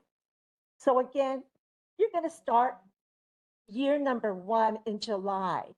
Maybe what would be great is if you summarize what has been going on in the facility, how you measure success, the number of incidents that have been happening, and involve our community. Bring it up here at the ʻAiea Neighborhood Board, and we also have the Newtown Estates Community Association, of which 2 of the board of directors here are involved in our community. But again, you need to engage the community as to what is happening. Mahalo. All right. Thank you. Thank you very much. And I think that's a great idea to do a year summary. I will pass that information. Right, thank on. you. Thank you. Ma'am? Okay, the question I have is related to the evaluation questions I asked. So in one, I asked about if the results will be available as public record that we can access. And you had said that certain ones are not because they're individual related to each child. So that we understand. But you also said a summary of contracted provider agency program administrative review findings may be provided in response to a request for information if deemed appropriate. So if this is correct, then I would like to know if we can access it, when can we do it? Because I can turn in a report to access a government document. Yep, it's under the Uniform Information Practices Act. You can request public records at any time using the process that you're familiar with. So at any point, you can submit a request for records. So when is the summary of contracted provider agency program administrative review going to be available so I know when to turn in my request? I am not sure. I can check on that. Okay, thank you. Okay. Any other community members? Ma'am, please. Hi, Kaylee. Hi. Hi. Okay, so I have a question. Regarding the unattended youth, in order to have evidence that the youths are unattended, we usually have pictures of them. So I just heard you say about line of sight. So I thought line of sight was more like what Steve had mentioned, within a close proximity of these youths. But I know that this house has professional grade cameras all around the house and inside the house. So is your definition of line of sight, or could you give me your specific definition of what line of sight means? Could it be that these supervisors are inside the house and they do have access to monitors, but then the youths are outside? But are you using that as line of sight? And if you are, if there's an incident that this child tries to elope, how is the supervisor inside the house going to follow them down, as your elopement procedures say, down the ʻAiea Street? Thank you. Yes, what I mean is that they have eyes on the youth. They can see the youth. They're watching the youth, and so sometimes that's physically they can see them from where they are, and sometimes that is via video cameras. And if it does look like the youth has the intention of leaving the property, leaving the neighborhood, then they follow their elopement policy. Okay, so sorry. So what you're saying, what I'm getting here now is a youth can be outside, all the adult supervisor inside, that's considered still line of sight. And then you folks will act if you just so happen look at the cameras inside and see that something might be happening outside. Is that your logic? Well, I don't think they would. I think you might want, before you answer that question, I think you might want to talk to Catholic Charities, because when I talked to Catholic Charities before you came into the picture, what they told me was that anytime a child would be outside the premise of the building, that there would be an individual with that child. That is what they told me. Now, Okay, that I can not true clarify. anymore. Yeah, you might want I can to clarify with them. We expect them to have eyes on the youth, and I can clarify with them. my MOA or MOU or whatever it is that I did a while back states that specifically. So you might want to talk to Catholic Charities about that Okay, before you answer that question. will do. Okay. Okay, another thing, Kaylee, is, whenever we saw an unattended youth, and of course, Justin Lam, who is the supervisor of the Office of Healthcare Assurance Licensing Division, he says that we need evidence and proof. Okay, so Justin told us we turn it into him. Then all of a sudden, the procedures changed and Justin said, no, we turn these reports in to Steve or the ʻAiea Neighborhood Board. And for us, if you're going to change a procedure like that, because Justin said he did have communication with you, Kaylee, and came up with this change in procedures, we as residents would like that instructions in writing, because we are turning over sensitive information and we do not want to be sued or, break any kind of law. So can you please put that instructions in writing to us, and can we get it as soon as possible? Because we never know when an unattended youth is going to be in the neighborhood again. Yeah, and this came up last month too. It's not that procedures are different, it's that we're trying to centralize them so that they all come here so that everyone can hear the questions and concerns that are asked and answered. So anytime, if you reach out to Justin, the Office of Healthcare Assurance, they license special treatment facilities. And so there's certain things that are not, part of licensing a special treatment facility, right? It's more of a contractual issue or a clinical standard.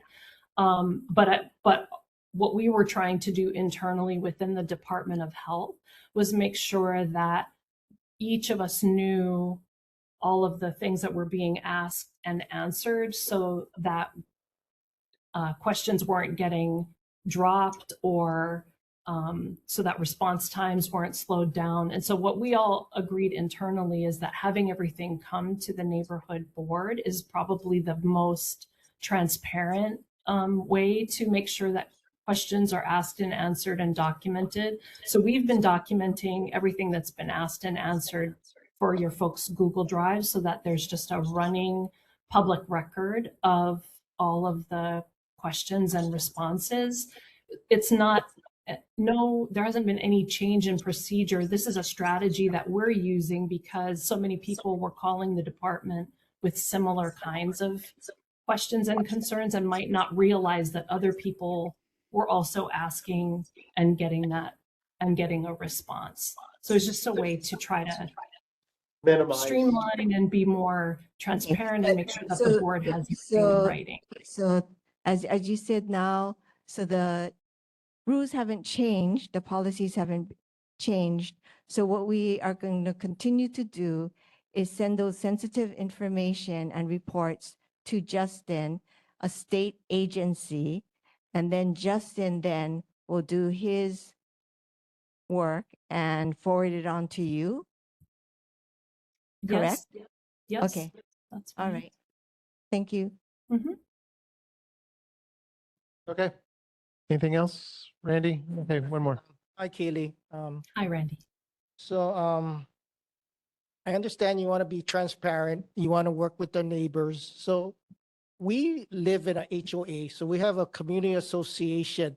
So it would be good because, I was trying to, I had a hard time looking up the information on your drive, and I thought that Steve Woods had to send me a link, but it's actually in the draft minutes, right? And anybody can click on it. But it wasn't, it was in February's minutes, and it's not in, you know, it was only one time, whereas the other departments, there always is a link for the Google Drive. Yeah. So my suggestion is that we live in a HOA. We have a website on our HOA. We also have a general manager. He sends out e-blasts. And because your special treatment involves NECA, Newtown Association, would it be helpful if you put also the link on their site too, so it can all be shared? That's one thing I had. And maybe, we have annual meetings. So far we stopped having them at Newtown, but maybe you can request, especially for the anniversary, to be part of the community and come to share an annual update on what's happening. I mean, I think that would be nice for everybody to know. So this share is mine to run. Okay, and I share this for you guys. Okay, I don't necessarily share for the world to see. So this is a share for you guys and you guys to be able to access. So what are you asking for? People, when asking me, how do we get a hold of it? Or how can we look? So like if my neighbor You can asks, just give them a link to the share, right? I mean, but they would have to come to me all the time. So if, you know, if the, no, you can just give them the link, right? I mean, no, but if, okay, if you live in a Newtown association, unless you come to this meeting, no one knows what's happening. So you it can might, send them to the neighborhood board page and have them read the minutes of the board. okay, so it's only in one of your, only in the February draft. Okay, right? so I'll start putting in the link, I guess, in every one of my board meetings. You- Curtis? Isn't it supposed to be? Yeah. Yeah, but it was only on February 1. Okay, well, we'll start putting it in every one of them then. Okay, but Okay. Kaylee, if you could, you can work with our Newtown Association and maybe have a meeting or join the meeting and give a presentation. Couple more things. It seems like every time they have new employees, we have traffic problems or parking issues.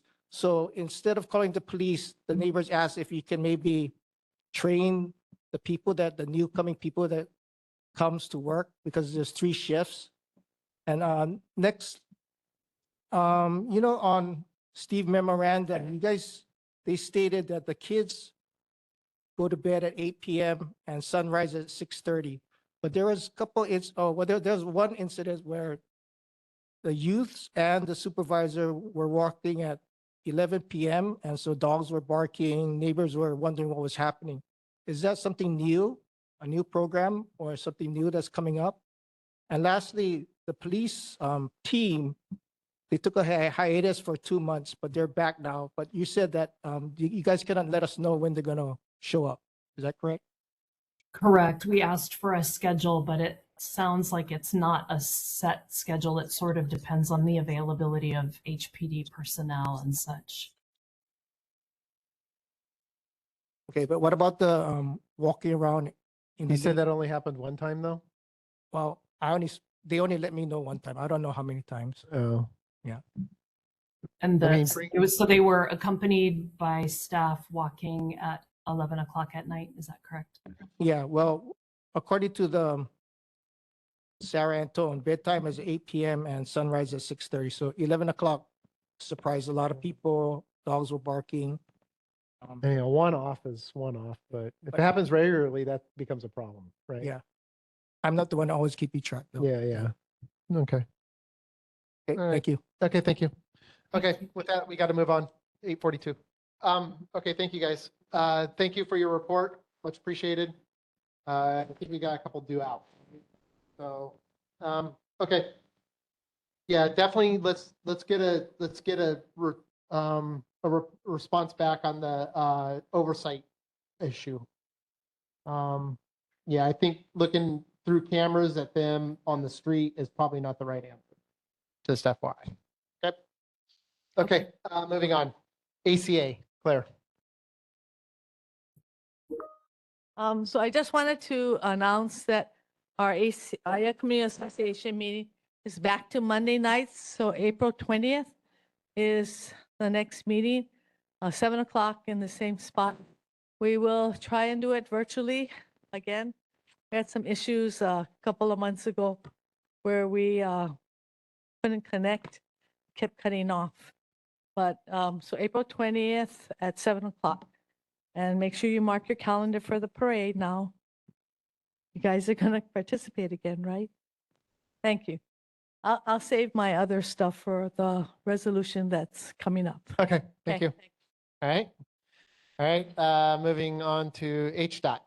Shelley.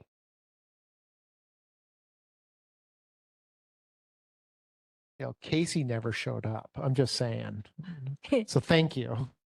So good evening. I just wanted to do a quick update on the storm repairs. So in ʻAiea, we have the slope beneath ʻAiea Cemetery that it developed cracks during the Kona lows, and then during the April flooding, it failed. So what we're doing now is we're installing a glass polymer resin wall similar to what we put on H1 westbound above the poly off ramp. So if you want to see what it would look like So how long is that going to take? So 2 weeks, I just got from our inspector on that it would be, their estimated completion is the 25th. Oof. Okay. Yeah, ʻAiea Cemetery. So if Yeah. you're coming on Kamehameha Highway and yeah, Yeah. Yeah, they just started today, yeah? Or was it yesterday? Monday, yeah. So we Monday, yeah, started yeah, at yeah. 6 a.m. on Monday. And so Nan is working that project. Oh, man, you see the traffic, huh? I know. Yeah, I know.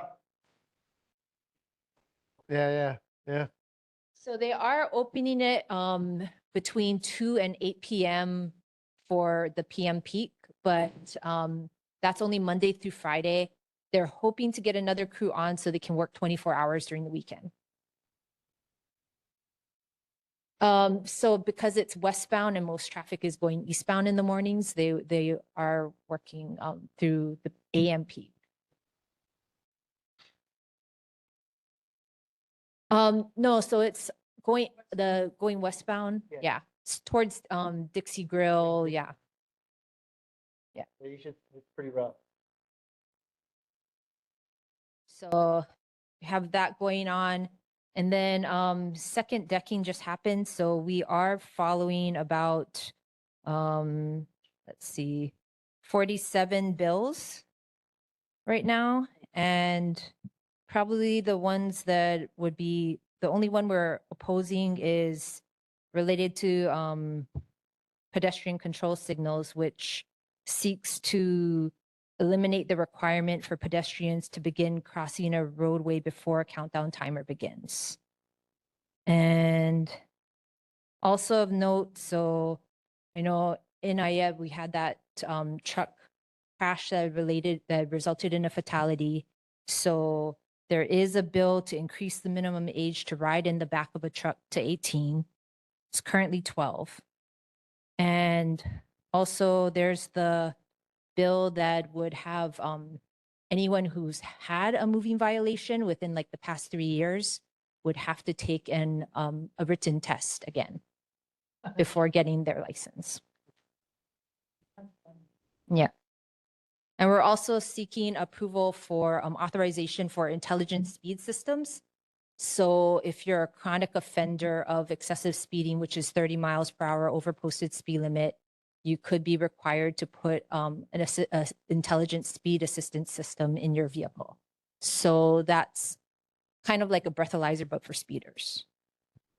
So those are the bills we're tracking. So like with the breathalyzer system, it's borne by the violator. It's usually $25 to install and like $5 a month to maintain. Okay. Any questions for HDOT? Okay. Claire?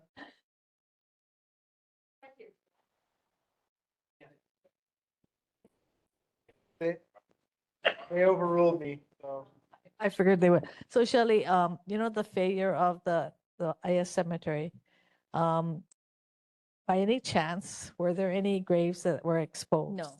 So it Okay. was a superficial sloughing of the material. So that was a shotcrete wall. Mhm. So usually what we do is we have anchors and then the shotcrete holds the slope together. So the shotcrete cracked. Okay, yeah, because, you know, we've had a concern when that turnaround or that off-ramp got made, then on and off ramp. It cut right through the cemetery and there was concern of people, they were just piling things together. So we've been actually worried about that wall falling for some time, you know, kind of thing. So no graves. Yeah. Okay, and then repaired back. Okay. Okay. Yeah, I'm glad that didn't happen. Yeah. Okay. Any other questions, ma'am? Yeah.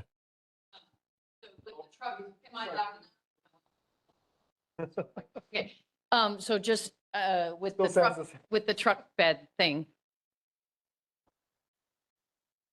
The woman that died was 27 years old. So I'm just curious about raising the age from 12 to 18.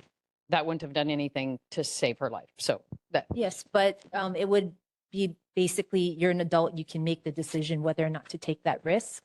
So. Okay. All right, all right. Anything else?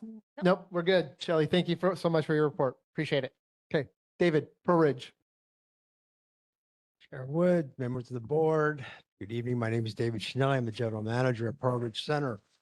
I believe at the last meeting, one or two members of the board had asked if we could do more school-related events at Pearl Ridge Center. And lo and behold, we have quite a few coming up in April and May. So I'll just quickly go over those. The Emmanuel Lutheran Middle School band performance will be on Friday, April 17th from 6 p.m. to 7 p.m. At our Malka First Level Center Court. The Kono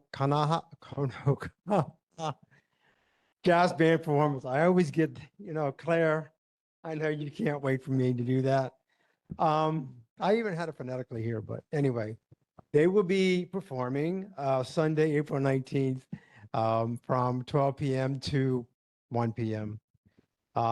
Pinewood Derby is Saturday, April 25th from, that's a Saturday, from 10 a.m. to 5 p.m. at our Malka First Level Center Court. The Kalama band performance will be Thursday, April 30th from 11 a.m. to 12 p.m. Actually, this is a intermediate school from the island of Maui. And let's see, what more? Moana Lua Middle School Orchestra performance on Saturday, May 2nd from 12:30 to 1:10 p.m. at our, again, Malka First Level Center Court. And finally, the Blood Bank of Hawaii flagship event will be Thursday, May 30th, 10 a.m. to 4 p.m. And I sincerely apologize for the mispronunciation of the Hawaiian name. I do. Any questions? Okay, any questions for Pearl Ridge Shopping Center? Okay, nothing heard. All right, May, go ahead. Drive there compared to before. I've seen a lot of tents. Microphone, May. Microphone. Oh, yeah. So colorful, but I'm really impressed by Pearl Ridge, the shopping, because when I used to pass, there was hardly anything. But this past week, I saw tents and, a lot of activities. And I said, terrific that the, people are beginning to participate and come out. And it's a beautiful sight. You have a lot of parking and all those tents. I said, oh, there must be food trucks. Yeah. Yes. So I know business is thriving there, and I'm very happy for Pearl Ridge. Yeah. Well, thank you very much for that. A Yes. lot of hard work you do, David. Thank you for that. Yeah. So, okay. With that, any other questions? Okay, nothing heard. All right. Thank you so much. Thank you. Okay. Moving on. So we are on to now Stadium Authority. Hi, good evening, Chair Wood, committee and community members. I'm Samantha Spain with Stadium Authority. I will try to keep it short and sweet. So just past events that we have going on with the stadium. Since the last board meeting, we have had our gun buyback that we have done. That was held on March 26th. Again, with the law enforcement. So we did have a really good turnout with that. That was during the holiday. And we had, hundreds of firearms that were submitted. So we're really excited, and we will be working with them in the future again to hold another event in the near future. We also, again, our hearts went out to all of the victims, and, we really wanted to see what we could do. We do partner a lot with DOE. So our team came up with a drive specifically for the DOE schools that were affected, not only in North Shore, but also in Manoa. So we teamed up with the University of Hawaii, our partners at AHDP, as well as Fisher Hawaii. They came in and made a $20,000 donation for school supplies. And then our community really showed up, and we did a really huge drive on April 3rd. So we just want to thank all of the community members, all of our representatives that helped us spread the word. It was a very fast turnaround. So we're really excited to be able to, help these kids not only for this school year, but also for the upcoming school year. So we're still working very closely with DOE to make sure that all the schools get what they need. We also took care of schools that are housing some of the schools in Manoa that weren't affected, but then we're taking in kids. So we kind of branched out. So we're really excited to be a part of that. Upcoming events, we do have concerts that are coming back to the stadium. So our first concert will be held on August 8th. That'll be in the upper Halava lot, same that we've had in the past with the same layout. That will be Rebel Soja, which is a local reggae music event, again with TMR Events, who has been one of our preferred promoters. So they do know all of the rules and all of the guidelines. So we're working closely with them for that concert coming up on August 8th. In the near future, in regards to swap meet, we are again in the state food bank drive. So the swap meet, if you shop on August 22nd, 26th, 22nd, 25th, 26th, and 29th. So next week, starting on Wednesday, please feel free to donate $1 if you come in, and all the monies that we collected will go directly to the food bank. We do have a QR code that you can donate to the food bank, and we'll be selling water and just raising funds for that as part of our ongoing fundraisers for them. In regard to our NACED project, our website has been migrated. So all of the NACED.hawaii.gov that everyone used to be able to go to, it's actually all on our Hawaii alohastadium.hawaii.gov site now. And that you'll be able to have all of our newsletters, all of the construction cams, any kind of documents, updates regarding the project will all be there. In regards to dismantling, so a lot has been going on kind of inside. So spirals have been removed, pedestrian bridges have started to been removed as well. The turf and the surface have also been removed inside on the field. They've started the concourse work, and I believe in the next couple of weeks they'll be starting to do some of the upper concourse work. So you'll start to see a lot of that movement happening on the Mackay side, I believe, in the next couple of weeks. And then, as always, please feel free to email us. We have all of our contact information. If you see anything in regards to NACED or the swap meet or anything happening on the stadium grounds, please let us know. We'll open it up. Okay, Jane. I had asked last month about the contracts that aren't. Yeah. Yes, correct. So, yes, so the question was, I believe last month you had asked why they haven't been released to the public. So two I didn't out of understand the how it benefited the public to have them not be public. So 2 out of the 4 contracts were signed, and according to our AG's office, the 4 project documents are legally connected, so they can't be separated. So they were saying because it wasn't still in current active negotiations, that the disclosure of any of the documents could negatively impact negotiations. So that's why until all 4 documents were signed, that is the reason why that you weren't able to see the 2 that were previously negotiated. But isn't that less transparent? We've asked that question before in the past, and their response has always been just because it needs to be the full execution for the project documents, and that they just fall back on the HRS 92F-13.3. Actually, Sam, I can help answer that, and I'm sorry. Public funds are involved. That is just not the right thing to do and does not benefit the public. My camera's not working, so I apologize. This is Chris Kitimaka from DAGS. We're actually in charge of the procurement, and basically the reason we cannot disclose the contracts is because we are still in active procurement. And until such time that the procurement is completed, all of the documents are considered secure and confidential. And as it happens, the agreements do interrelate with each other. So it would be to really a disadvantage for us to start sharing information that's really not complete. And that's really what it is. It's a confidential procurement process. This is normal for all procurement. But the moment we get all 4 documents signed, those documents will be available for public review. So I'm in federal contracting. I understand what you're talking about, but when do you expect the procurement to be completed?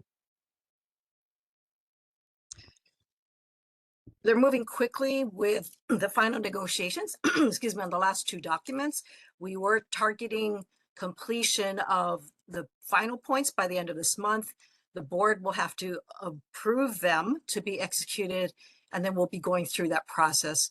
Hopefully we'll be done by the end of May, but that's still active. Hey, Jane, let's revisit this conversation at, like, we'll be in recess in June. So let's revisit this like when we come back in July. Yeah. My certainly. concern, just from hearing this though, Yeah. is that they're procuring with my tax dollars Yeah. and yours. Oh, yeah, absolutely. But I think we should revisit this in July. Okay. Yeah. Thank you. Okay. All right. Any other questions? I just wanted to make a correction, or you said August, but you actually mean April for this event, donating and what have you. Oh, The I'm 20 sorry. Yes, correct. The event was April 3rd for the donation event for the drive. April 22nd, 25th, 26th, or is it August? Oh, You were sorry, saying- you're talking swap meet. I know, sorry. We have so many drives going on. So yes, the food bank, you're correct. The food bank drive that we're doing with the swap meet, that is on the swap meet days. It's April 22nd, 25th, 26th, and 29th. So next week, Wednesday, Saturday, Sunday, and then the following Wednesday. Yeah, during swap. Thank you for Okay. that. Okay. Okay, hurry up because we're behind schedule. We kind Chris, of got hung up on the Chris- Catholic Charities again. Chris, on that contract issue, would it, one way to analyze it, whether it's severable or not, and if the state fails to negotiate the last 2 portions of the contract, does that mean the signed ones will terminate? Because if not, it sounds severable. Don't mean they'll stand alone without the other 2. They are not severable in the sense that, remember that we're working on But so the question contracts. is really, is it going to terminate the, if, let's say you Yeah, fail. right. So if we do not execute the last 2 agreements, we can still move ahead with the stadium as a standalone, but there will have to be some legal actions for that following on not being able to develop the district. So in that case, they're really not severable. There are just default actions that will start to come into play. And that is why, even as we negotiate the district parameters, they do feed back into the stadium, and we have to make sure that everything is honky-dory and moving forward together until we close. So yes, we could still build a stadium even if we don't complete the district negotiations, but there are actions, legal actions that have to come into play for that to happen. They're not severable as they stand today. Sounds severable. They're not, because monies that come from revenues from the district actually help offset costs to run the stadium and maintain the stadium. Yeah, that is correct. Yeah. Yeah. Okay. Okay. Can we move on? We need to get moving, guys. We're 9:04 and we got a lot left, a lot more ground to cover. Okay. With that, I'm closing up discussion on this one. Thank you, Stadium Authority, for your report. OCCC. Thank you, Warden, for waiting patiently. All right. Can you cut it? Okay. Thank you. Yeah, I don't need all the list of the bills in the Yeah, legislature. we're not going to give tonight. you that tonight. Okay, thank you. Basically, all I have to report is that we continue on the planning Yep, process. and you're keeping convicts locked up, right? We're Yes. still keeping them locked up. Thank you, Yeah, sir, for that's that. pretty much where we're at. All right, appreciate it. Lots of stuff going on behind the scenes, but it's not stuff that we can put public facing. Yep, yep, okay.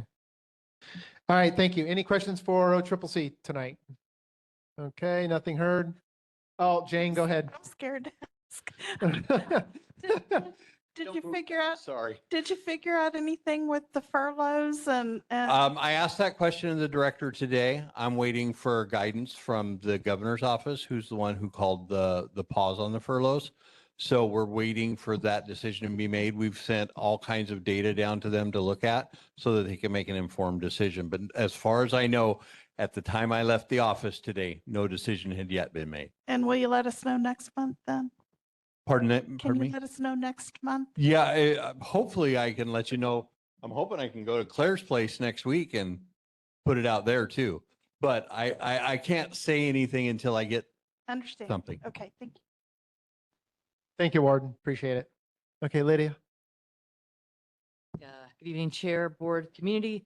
You have our report, so I'll just hit two highlights. One, we were honored and grateful to be part of the rescues as part of the most recent storm system. Our helicopter squadron rescued some folks and a dog up on the North Shore. And then we had a lot of volunteers go help with cleanup. So thanks to community folks who let us know about volunteer activities. Also, we're going to be helping with the Pearl Harbor Bike Path cleanup. It's a much bigger effort on April 18th. But I will now turn it over to Joanna, who's joined us on the remotely to talk about some of the Red Hill issues. Joanna? Thanks, Lydia. Thanks to Senator Elefante for teeing up the open house. So NCTF will be hosting our open house tomorrow from 5 to 7 p.m. at the Pearl at Kalawao Pro Room 2.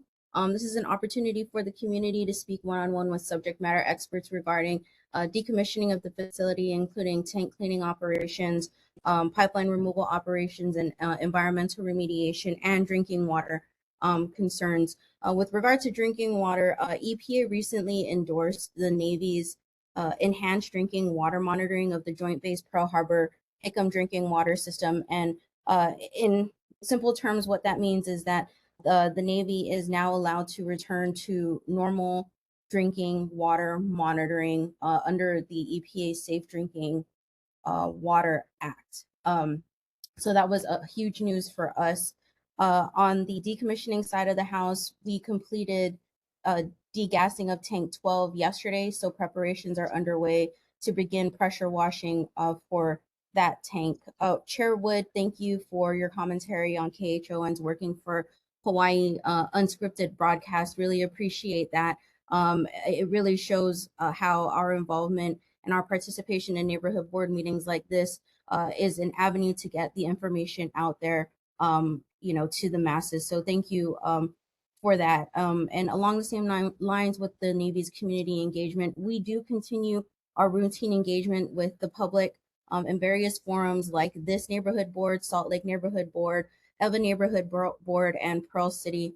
Last month, we had a bunch of engagements, including operational updates at the DOH Fuel Tank Advisory Committee meeting, DLNR's Commission on Water Resource Management, and then just this past Saturday, our team did participate in the Onizuka STEM Day of Exploration. So there are many events that we invite the community to come out to and speak one-on-one with our experts and get those operational updates. So yeah, with that, I'll go ahead and open it up for any questions.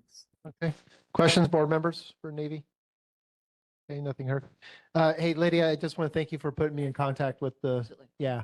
Thanks for So, reaching out. Claire, you saw that too, right? We're trying to get the football folks and the Navy, see if maybe that pans out. Yeah. So we'll see how that goes. I'll talk to you afterwards. I had some conversations with the library folks. There's some issues, new ones. Yeah. So, okay. Thank you again. Appreciate it. Thank you for the report. Okay. Hawaiian Electric. Okay. Moving on. All right. Community concerns from residents that haven't already been talked about. Okay. I have one online. What do we got? One online? Yes. Okay, go ahead, ma'am. My, mm, Oh, there I'm you are. Ma'am. Yes, go ahead. My name is Tara Sutton. I'm the Director of Community Engagement for the Red Hill Registry. I've brought up the Red Hill topic in community comments in the past, but I just want to keep the registry on the forefront of everybody's minds. It is important for anybody who may have been exposed during the water crisis to enroll in the registry. And that's not just for military service members, it's also civilians. It's not just for people with severe health issues, it's also for people who appear to have zero health impacts. In order to really drive the scientific understanding of the impact of jet fuel on the human body, it is important to see a full range of the exposure scenarios and the health outcomes. So that's redhillregistry.org.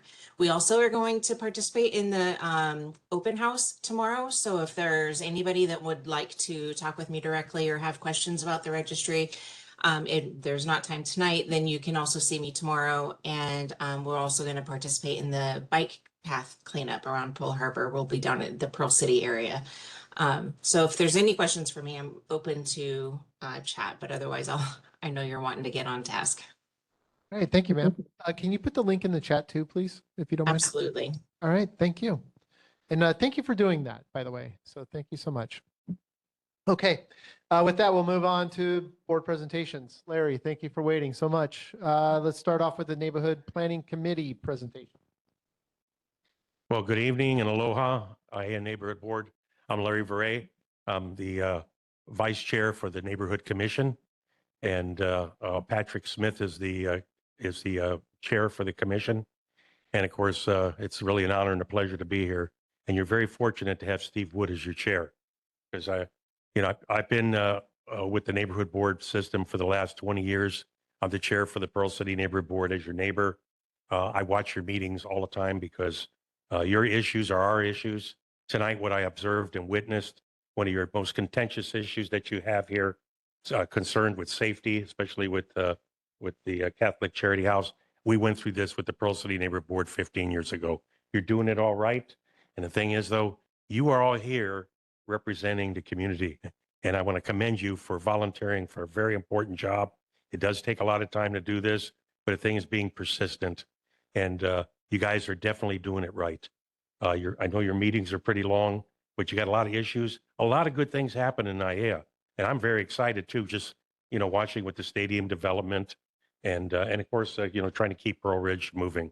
But number one, I'll keep this short. The neighborhood commission, our roles and responsibilities is to write policy and monitor all 33 neighborhood boards and make sure you're all functioning very well. We're lockstep with the neighborhood commission office, with Loy Yonanaka and the staff.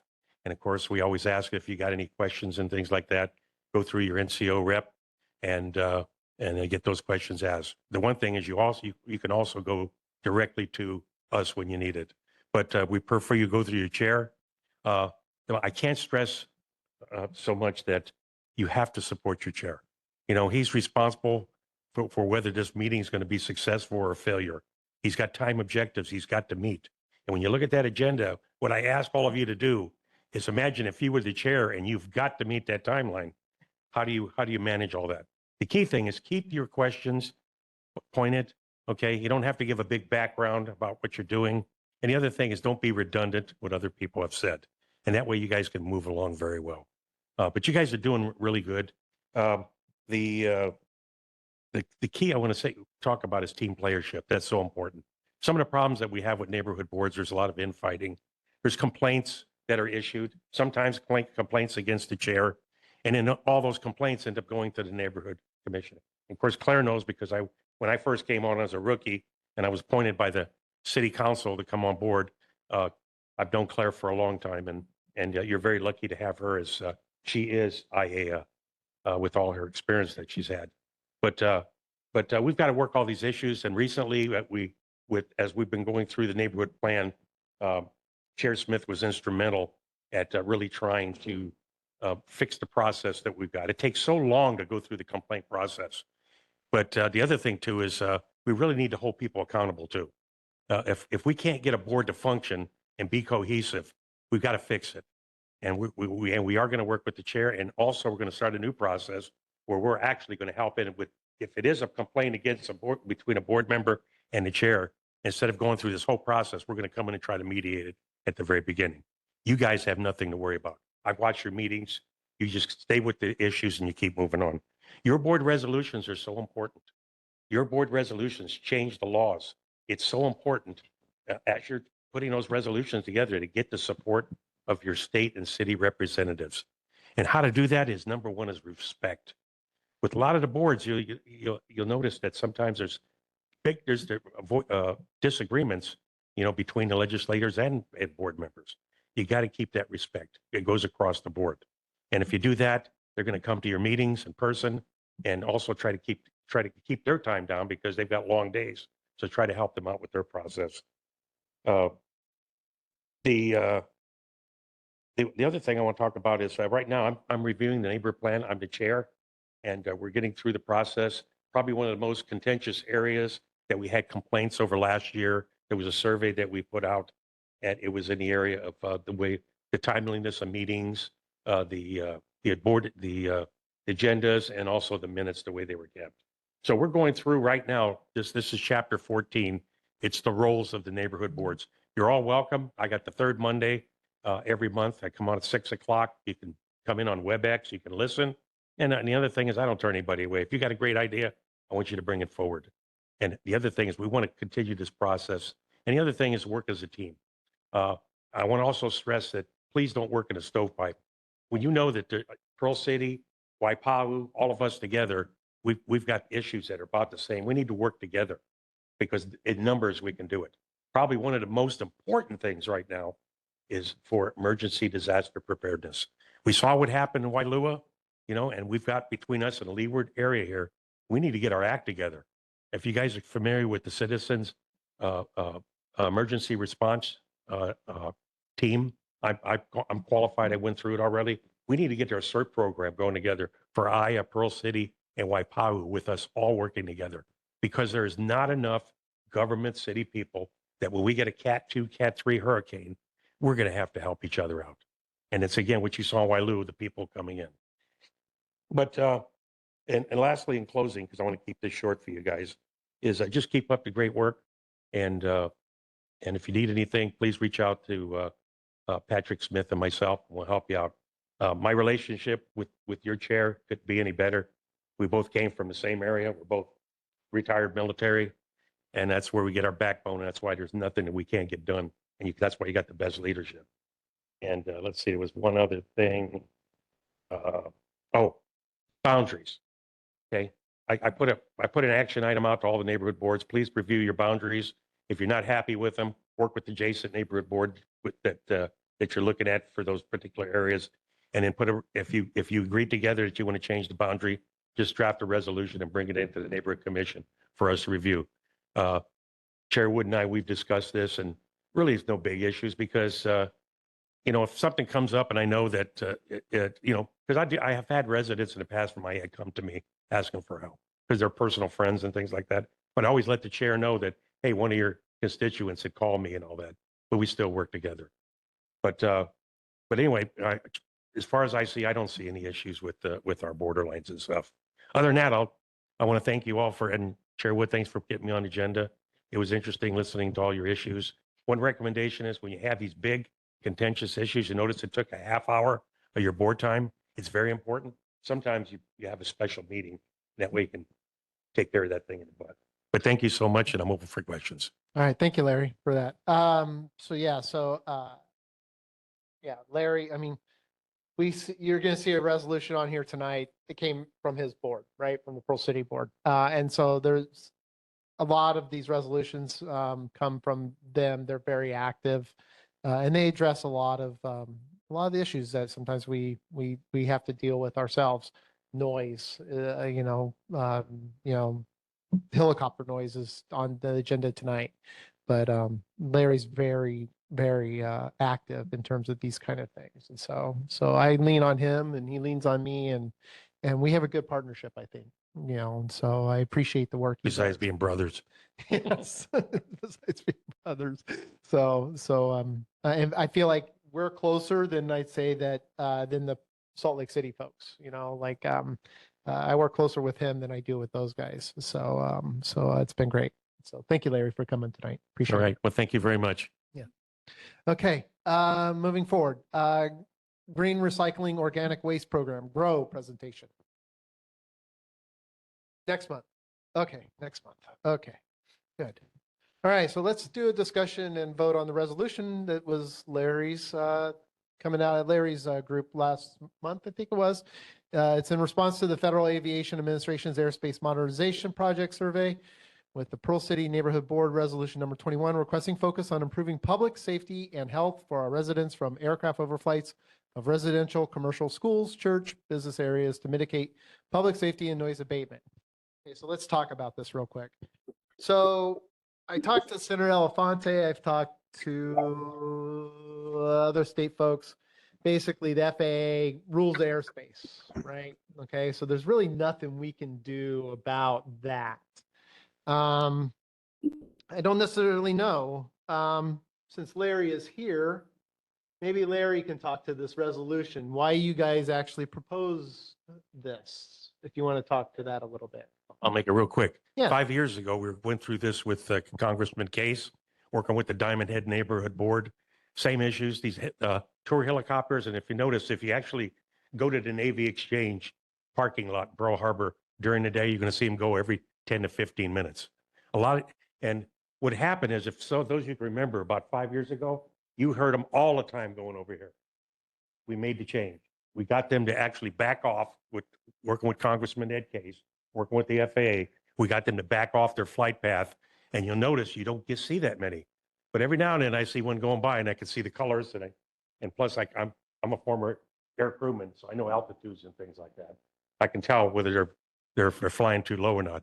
But the thing is, though, the biggest concern is making sure that these guys, they can go ahead and do their business and everything else, but they can't jeopardize us.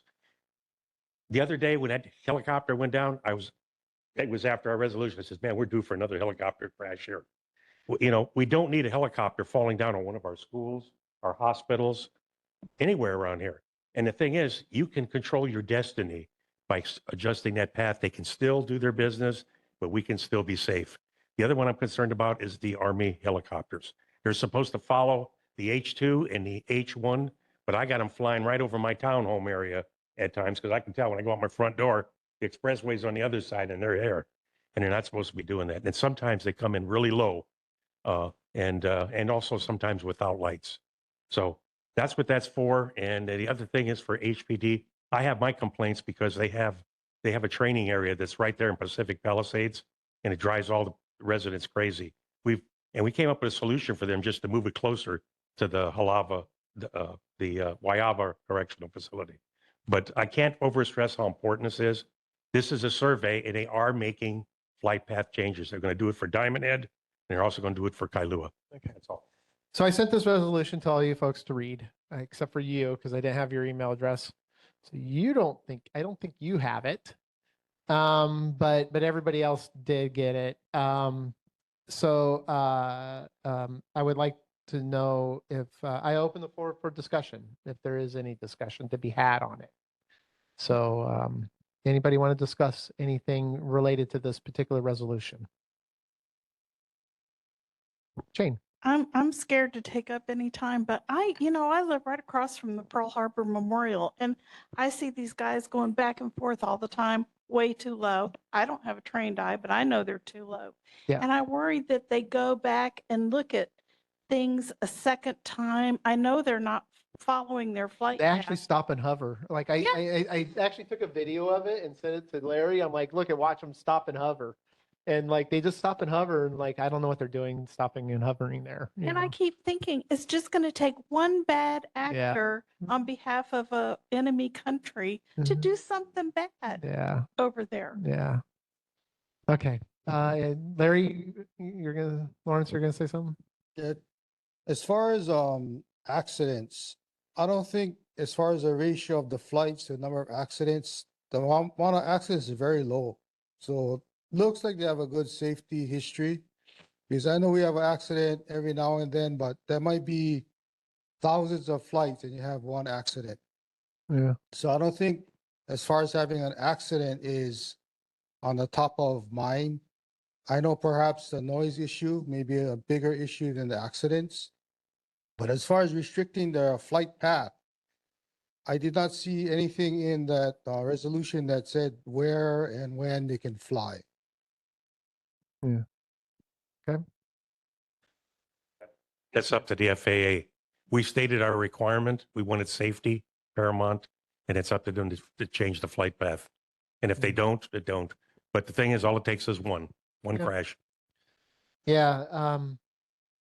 Yeah. When it comes to the flight paths, it was a little weird because when I was working with Congressman Case on this, the FAA determines like their concern was safety. They didn't care about the noise.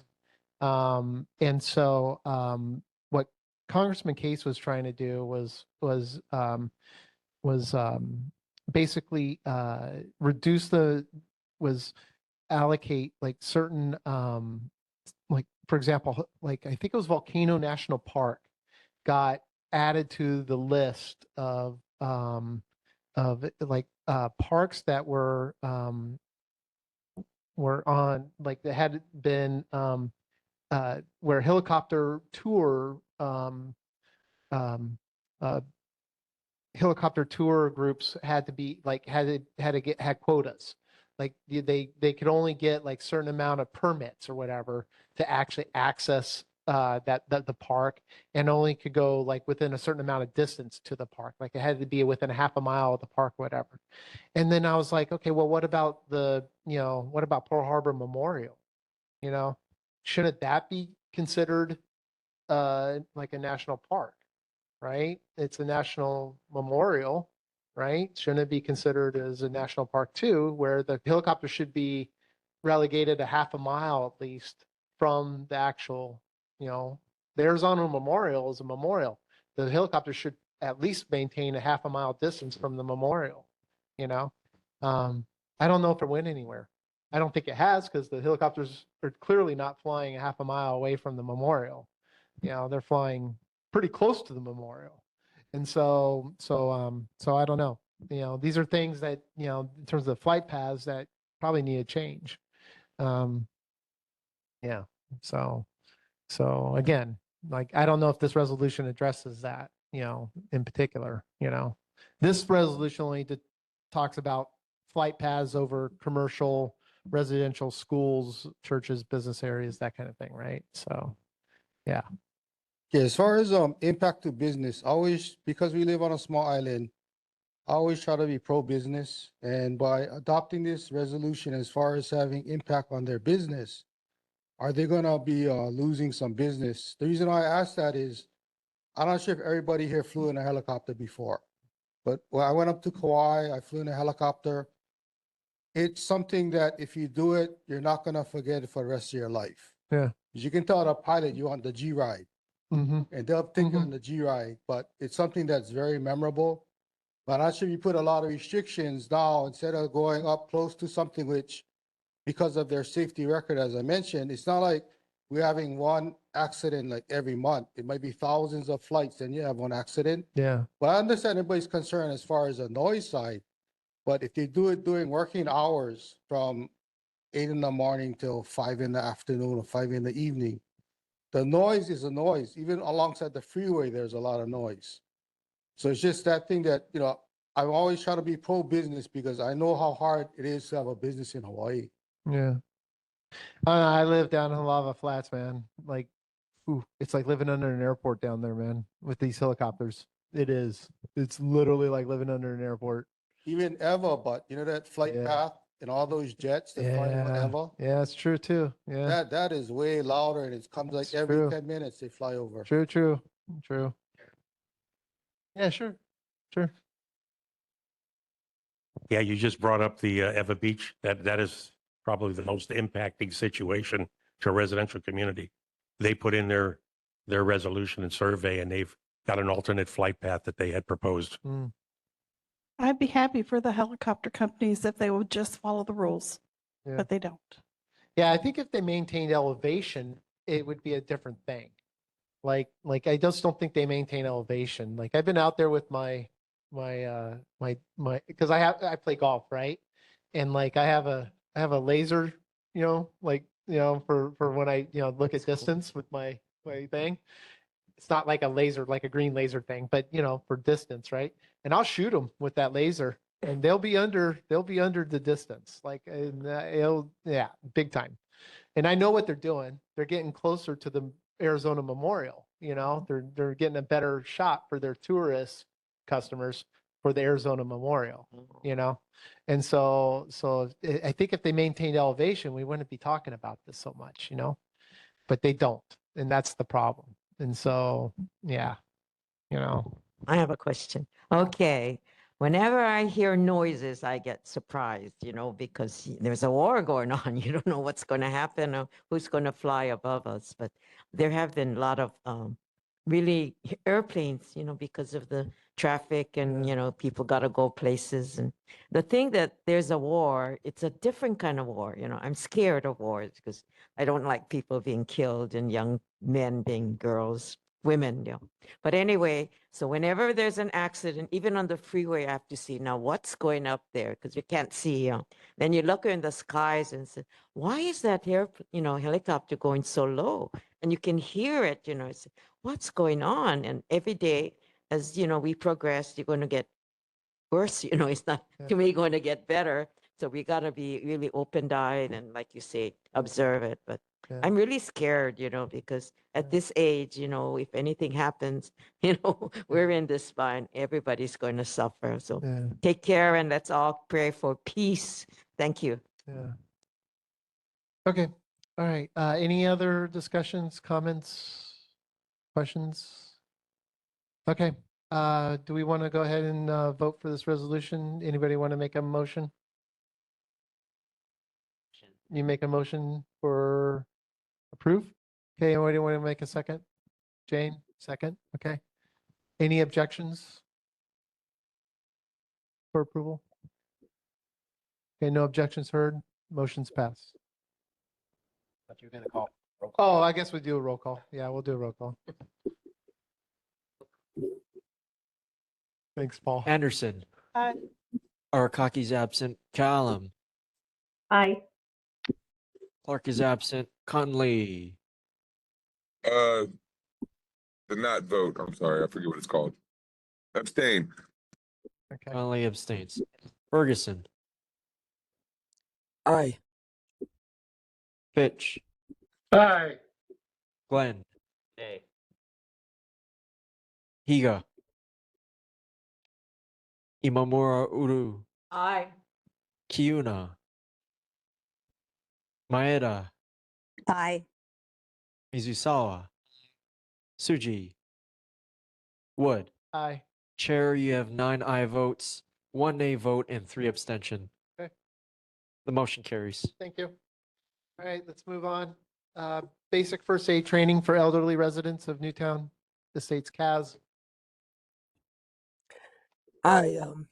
As I had brought up to you in an email, we have residents in Newtown Estates that are aging, and I'm sure it's not unique to just Newtown. One of the things that I'd like to request is there any training available offered by our first responders, either HPD or our fire department, where they could come to our community center and provide regular training, maybe once every 6 months, on basic first aid and how to help each other if they're ever in a situation where they need to perform some basic first aid while they're waiting for first responders to come. Over. Oh, okay. I thought you were presenting something. It's an actual question. Okay, yeah. We can talk to the fire department about that. They can absolutely do something like that. Okay, I totally Excellent. misunderstood exactly what you were asking for. Okay, yeah, we'll get with HFD on that one. Okay, that was it? Okay, great.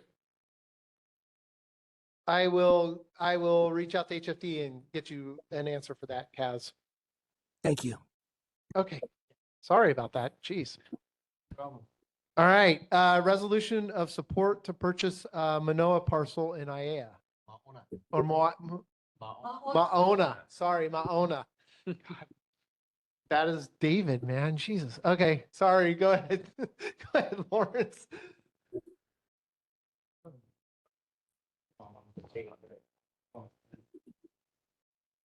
I'm just proposing a resolution. Sorry. I'm just proposing a resolution to acquire that Mauna Taro lands. Basically, it was Taro lands in the past. The land was turned over a couple of times and now it's owned by a private individual. I put out a resolution. I'm not sure if everybody had a chance to read it or look over it. But the property is behind by Dixie Grill. So if you look at the second sheet, it has, it's a light box and it says Moana parcel and it's by the right of Dixie Grill, looking at that, plot or that map. So I think it'd be, a good idea for the city to purchase that and have, ACA and the Hawaiian community take, ownership of that property. I think, ACA is already involved with some of that property. I'm not sure exactly how much. But Claire is here. Thank you, Claire. I'm just winging it. Wondering, what do you want to do with it? No, well, so we wanted to be able to, in one of your be it further resolved, the second one. Besides it saying with the ʻAiea Community Association lineal descendants and community members, especially of ʻAiea and cultural partners to restore the site for cultural, educational, and agricultural purposes. So we want to be able to propose maintaining it. Right now, it is a vacant piece of property. It's got, it used to be empty taro fields. It's a low point in the property. We don't want it necessarily to turn into high rises. It was in conjunction with the clean water. We went before the Hawaiian Civic Club organization. They supported. If you have a little time, I wanted to have this little girl here, who is not a little girl anymore, come and speak to it because she's the one that presented it to the Hawaiian Office of Hawaiian Homelands under the Clean Water Act. And so we want to add one no more where be it further resolved. But so, honey, you want to? No, go. This is Kanani Lam. She was only a baby when we proposed this lot. She even wasn't a baby. She was an idea in her mother's tummy. Okay, but now she's returned from her education and. Yeah, thank you. Aloha, I'm Kanani. Thank you folks so much for hearing this. I think it's a really important project that we've been working on. So super grateful to be in this space talking to you folks all about it. I will try to be super fast because I know we all probably are ready to be pau, but sorry, thank you. Oh, thank you. That's better. So if you're not familiar with Mauna, it's a nearly 2-acre property kind of behind the post office in that lower area of ʻAiea. That whole area used to all be lo'ikalo. The stream was channelized in the 50s or 60s, and then a lot of those lo'i were filled in and homes were built on top of them. Mauna specifically is is the only remaining parcel in that area where there are not homes currently. So it's the only place where we can really start to restore the lo'i of ʻAiea again and bring the community all together to do that as well. There's currently a drainage channel that runs from the site into the stream and it's constantly flowing. And so on kind of our modern mapping, we're not seeing the punawai as being there, but the water is still there. The springs that used to be under that space and used to be under the post office, that whole area, they still flow underneath the ground, and at Mauna, they still flow and come into the stream. So we are trying to prevent that from being lost forever. And it's a really amazing opportunity also for us to be at the forefront of urban ahupua'a restoration. And so with Kea'iwa Heao in the Mauka and Pu'uloa at the base. This is one of the really important sites to help to restore the whole ahupua of ʻAiea. So mahalo nui.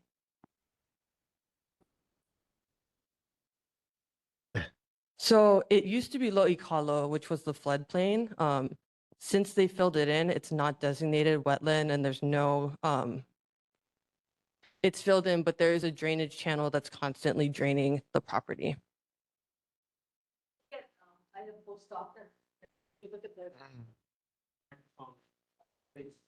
The ʻAiea post office property, and there's a little drain on the side there, and then you can see the water flowing. Right. Even where the Soto Mission Church is, was all like it was a public bath. And the two royal palms is probably the reason why it's done so well is because it's got that fresh water underneath it. So that marks that whole area where ʻAiea used to be kind of the center of Oahu. Well, it is the center of Oahu still. So from the fish pond, we have the queens. Those are all royal fish ponds in that area. So this open space is, and we're talking about it being biocultural. So that's kind of a big fancy new word that we're also trying to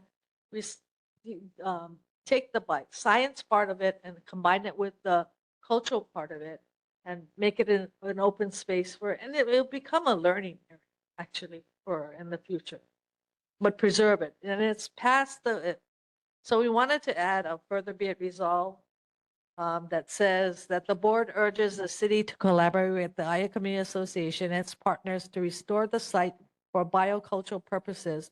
So native Hawaiian lo'ikalo, so taro patches, local ʻAiea and mala,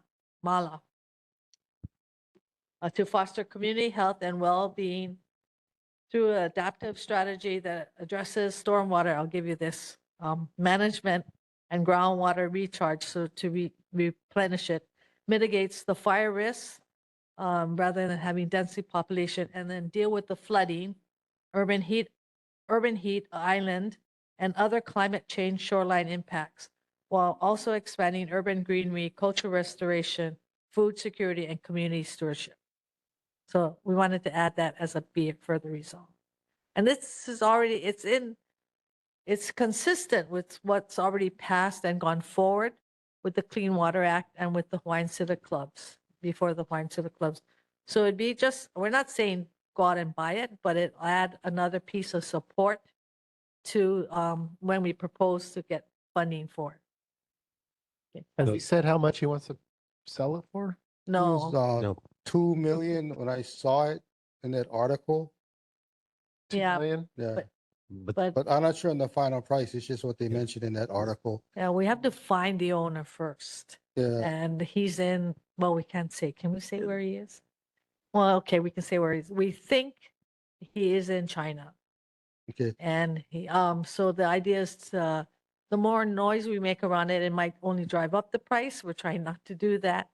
We're trying to, but also show him that it's not going to be feasible or fiscally sound for him to develop it into a high-rise building or any other kind of thing, because you'll have all these other organizations that are trying to set it aside as a safe space or green space for the community. Okay. As far as editing or, oh, sorry. Well, I just wanted to move things along and say this is an excellent cultural, educational, environmental opportunity for us. So I would move to accept the resolution with the addition as mentioned by Claire. Lawrence? I was just gonna mention, you can edit the resolution, Claire. I don't mind. It's just my words. You can add words into my words. Yeah. You can I take the appreciate credit. you You can putting take the it- credit too. I don't care. No, we appreciate you putting it together for, No, you can add to it. I don't, doesn't matter to me. okay, Yeah. thank you. Thank you.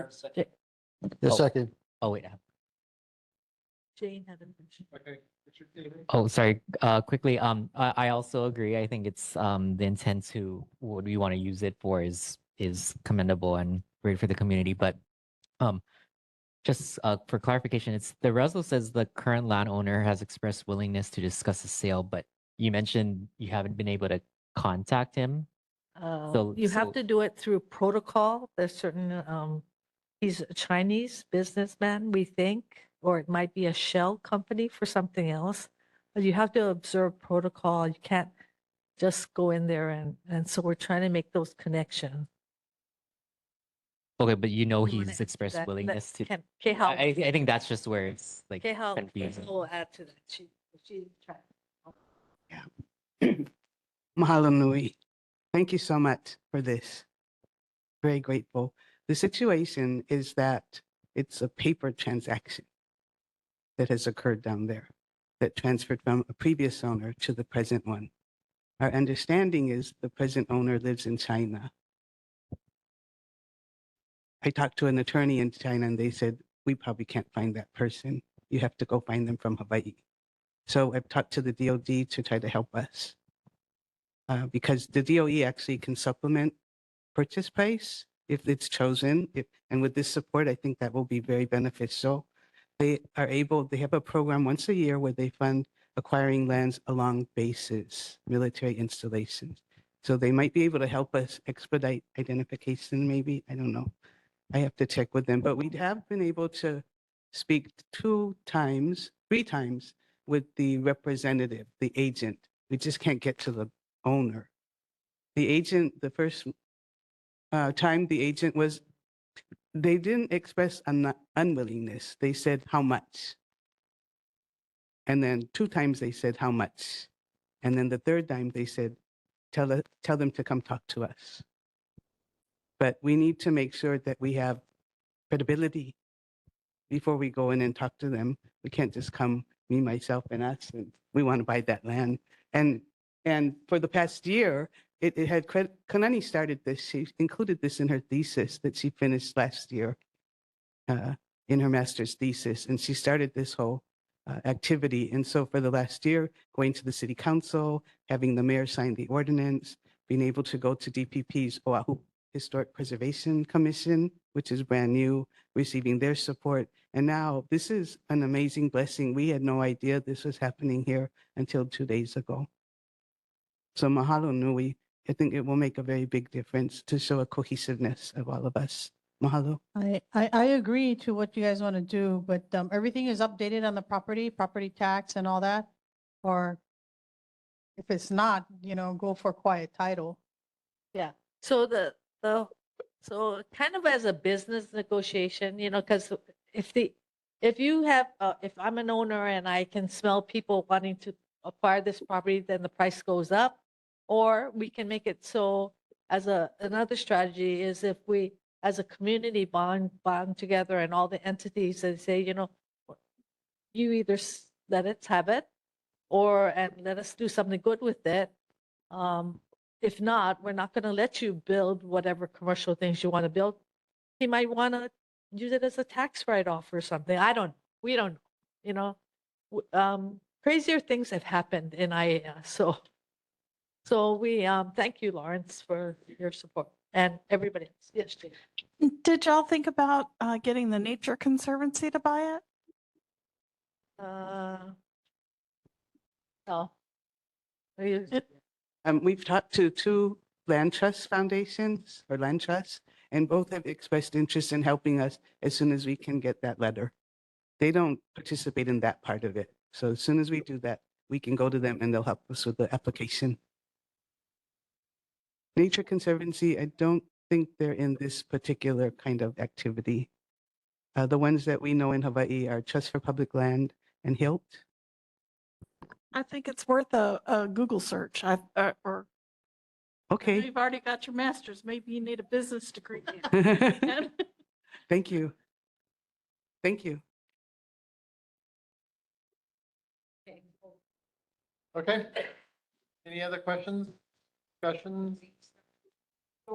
Okay, anybody want to make a motion for approval? Already did. Oh, was there? Yeah. Anybody second? Was there a Yeah, second? there's a second. Okay, there was a second? Okay, well then I'm behind the curve here. All right, want to do a roll? Anderson. Ka'alam. Aye. Conley. Abstain. Ferguson. Abstain. Fitch. Aye, yes. Glenn. Aye. Iga. Imamura Uru. Aye. Kiuna. Maeda. Aye. Mizusawa. Aye. Tsuji. Aye. Wood. Aye. Chair with 11 aye votes, 0 nay votes, and 2 abstentions. The motion carries. Thank you very much, and we'll write it up in regular language for you and get it back to you. Okay, Okay, thank you. thank you. Okay, let's move on. Next one, Iga. Okay, the next one is a resolution to oppose the HMSA HPH partnership. I did attend several meetings, either in person or virtually. And there's a lot of unknowns to this merger. They're not specifying what they're gonna do with potential profits that they're making. It's not gonna go back to the ratepayers, or they didn't mention it. When I spoke to HMSA, they did not acknowledge that we have a doctor shortage issue, and one of the main reasons for that is the lack of compensation. A week ago, I was at Polymomi, and I was surprised to find out that one of the doctors there, although he works for Polymomi, his insurance is through Kaiser. So there's a lot of unknowns to this merger or this partnership. And as far as what this resolution is gonna do, it's just gonna put a notice out there that for now, I am proposing to oppose it, but say down the road, they clarify and they make points as far as what they're planning on doing after the partnership happens, if they start on saving a lot of money, where that money is gonna go to. I don't mind voting in favor of it, but for now, there's too many unknowns.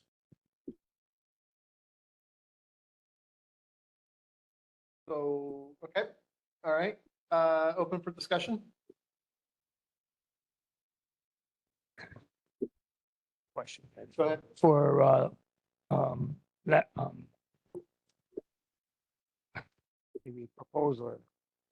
I mean, the question I have is if there is unknowns and it could change, do we want to take a vote now or hold it? Is there a reason for the urgency? Well, right now, what's happening is it's going through review at the federal level, the DOJ, and they have this period where if the DOJ does not have any comments or concerns, it clears that hurdle. When it clears that hurdle, they have some local agencies that are gonna look at it, but there's no strict guideline or timeline when it's gonna be approved as far as the partnership. So if you sit on it now and say DOJ for some reason kicks it out sooner, this partnership might happen sooner than later. And as I mentioned, this is something that if they made more commitment as far as what they're planning on doing, and if there's any way that they can enforce it as far as making sure that the allocated profits are spent in a certain way, yeah, I'd be 100% for it. If they tell me, we're gonna bump up doctors' pay by 10% across the island to try and keep doctors in the island, yeah, that's a good thing. If they say, hey, we're gonna drop our ratepayers amount that they pay for insurance, that's a good thing. I'd be for it. But there's too many unknowns now, and there's too many doctors that are not being compensated fairly, because when you look at compensation at the top level of all our big companies, they compare their compensation to the mainland. But everybody under them, they say it's the price you pay for living in paradise. That's why they don't pay it well. But because of that concept or that thinking, a lot of the doctors are leaving the island, and we're losing out on a lot of specialists, the neurologists, the psychologists, everybody's moving to the mainland. So I would rather just have more hard facts, which is not being provided by this partnership. Do you think we're getting ahead of our skis on this one? I mean, do you think we should wait a little bit longer before we do something like this? Well, what's happening now is, as I talked to some doctors over at Queens, HMSA is flooding the airways with why they are gonna benefit everybody, but they're not providing any hard data. On the other side of the fence, if you look at Queens Hospital, Straub, and other private practice doctors, they don't have the resources of flooding the airways and getting their point across. So right now, it's kind of like one-sided because as far as the general public, whoever's on the TV the most airtime will have the most airtime. That's normally where the public sways. Just look at how our government is when we have elections. The person who has the biggest elections funding campaign, they normally win everything. I just want to make sure that everything is on the table and it's more of a fair approach. So the people who cannot really or don't have the resources to broadcast what they're feeling because they don't have the resources, at least that way, try to level the playing field. Steve. Um, so I don't know if I want to do this, but I sit on the Palimomi board of directors. Board, don't you say? I'm not on the neighborhood board. True, you're not on. Yeah, see? So, I'm a Kaiser person. But, and Paul knows that. Well, they asked. No, anyway, so I have some concern about the merger. Well, it's not a merger, it's a partnership. But what I've been told via the board is that, like, for example, HMSA is so high. Everybody kind of knows it. They're the Cadillac of the insurance companies. They charge us the most. For the preschool I run, I don't insure with HMSA because their rates have continually gone up, and the others have been competitive, like UHA, HMA. So I asked the question of the board: Why are we doing this? Why do we want to do this? And part of the answer is, and I have to believe what I hear from the Palimomi administration or the One Health, Hawaii Pacific Health, which is Wilcox Hospital, Kapiolani Hospital, Palimomi, and Straub. Okay, is that healthcare is getting so expensive that people cannot afford it. The rates are going to continue to go up. One of the reasons why they're proposing that is the administrative costs are being duplicated. So for example, if a doctor is a subspecialist and he wants to get approval for a procedure, he has to go ask the insurance company if they'll approve it, right, Paul? I mean, kind of. If you're not Kaiser. Yeah, if you're not Kaiser. So you have to ask the insurance company if they approve it. And so it delays procedures, but this way it would do away with some of those delays. Now, what's going to come out of it, I don't know as far as if they would bring HMSA rates down. Well, that's what has to happen. I think the proposal is to help bring HMSA, well, I don't know. I'm just saying that what I've been told is healthcare will continue to go up and become very unaffordable for us across the board. That even if you belong to Queens, if you're Queens doctor or whatever, you can still participate in the system they have that they're proposing. Now, I know they're in front of the legislature and they're getting questioned a lot, but it is really in the hands of the people that are going to decide the antitrust. There's the merger of these two big things.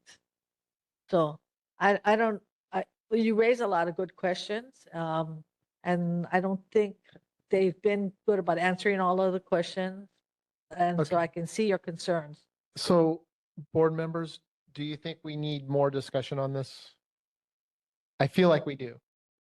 And I think we need more time. Yeah. Okay. The Because- only thing is, we don't have enough information as far as what's being put out by this HMSA HPH partnership Right. to make a sound decision. And based on that alone, that's why I have this resolution, because like I said, if in a couple weeks or whatever, they have something in black and white that they say, we're gonna compensate our doctors more. That's fine. I agree Right. with that. If they say we're gonna drop members' rates, I agree with that, but they're not saying any of that. So that's why I put out this proposal. So just to equal the playing field because HMSA has a lot of resources. A lot of the private doctors in the state, they don't have resources to go up against a big organization like that. Okay. Yeah, we're up against time now, so we're hitting 10 o'clock. Okay, so the question now is that if we don't have enough information, which I kind of feel like we don't, I'm going to table this till our next meeting. Okay. If everybody thinks we do have enough information, we can go ahead and vote on it, which I don't think is the right answer tonight. How's the board feel at this moment? I move that we table. Okay. Postpone. Okay. I just want to mention that if we table and people want to table, people got to do research on their own because Yeah. just by me talking to everybody, Yeah. you got to take my word for it, right? And all you guys don't trust me, right? No, I kind of trust you. No, that's not what you guys got to Okay. do your own research so we come back more educated as far Yeah. as what's going on. Yep. Can I ask, is there some date that is imminent that might come up before the next board meeting? That I'm not sure because right now it's being reviewed by DOJ. And like I said, that's a floating timeline. So once they But, I don't mean, have any If question, they get DOJ approval, does that mean it's gonna fly through? well, you never know at the state of Hawaii because things happen all the time. Okay. Yeah, it's not going to come back before our next meeting. I doubt it. Yeah, that takes time. Yeah. Okay, guys, we got to wrap it up. So with that, I'm going to go ahead and table this. So this resolution, we'll go table till next meeting. Also, the approval of the written summary for video record Tuesday, March 10th, we'll table for till next meeting. And with that, the next meeting will be on Tuesday, May 12th, 2026 at 7 p.m. here at the Public Library. And with that, we'll go ahead and adjourn the meeting at 10:01. Okay. I doubt that. So, but okay. Thank you guys for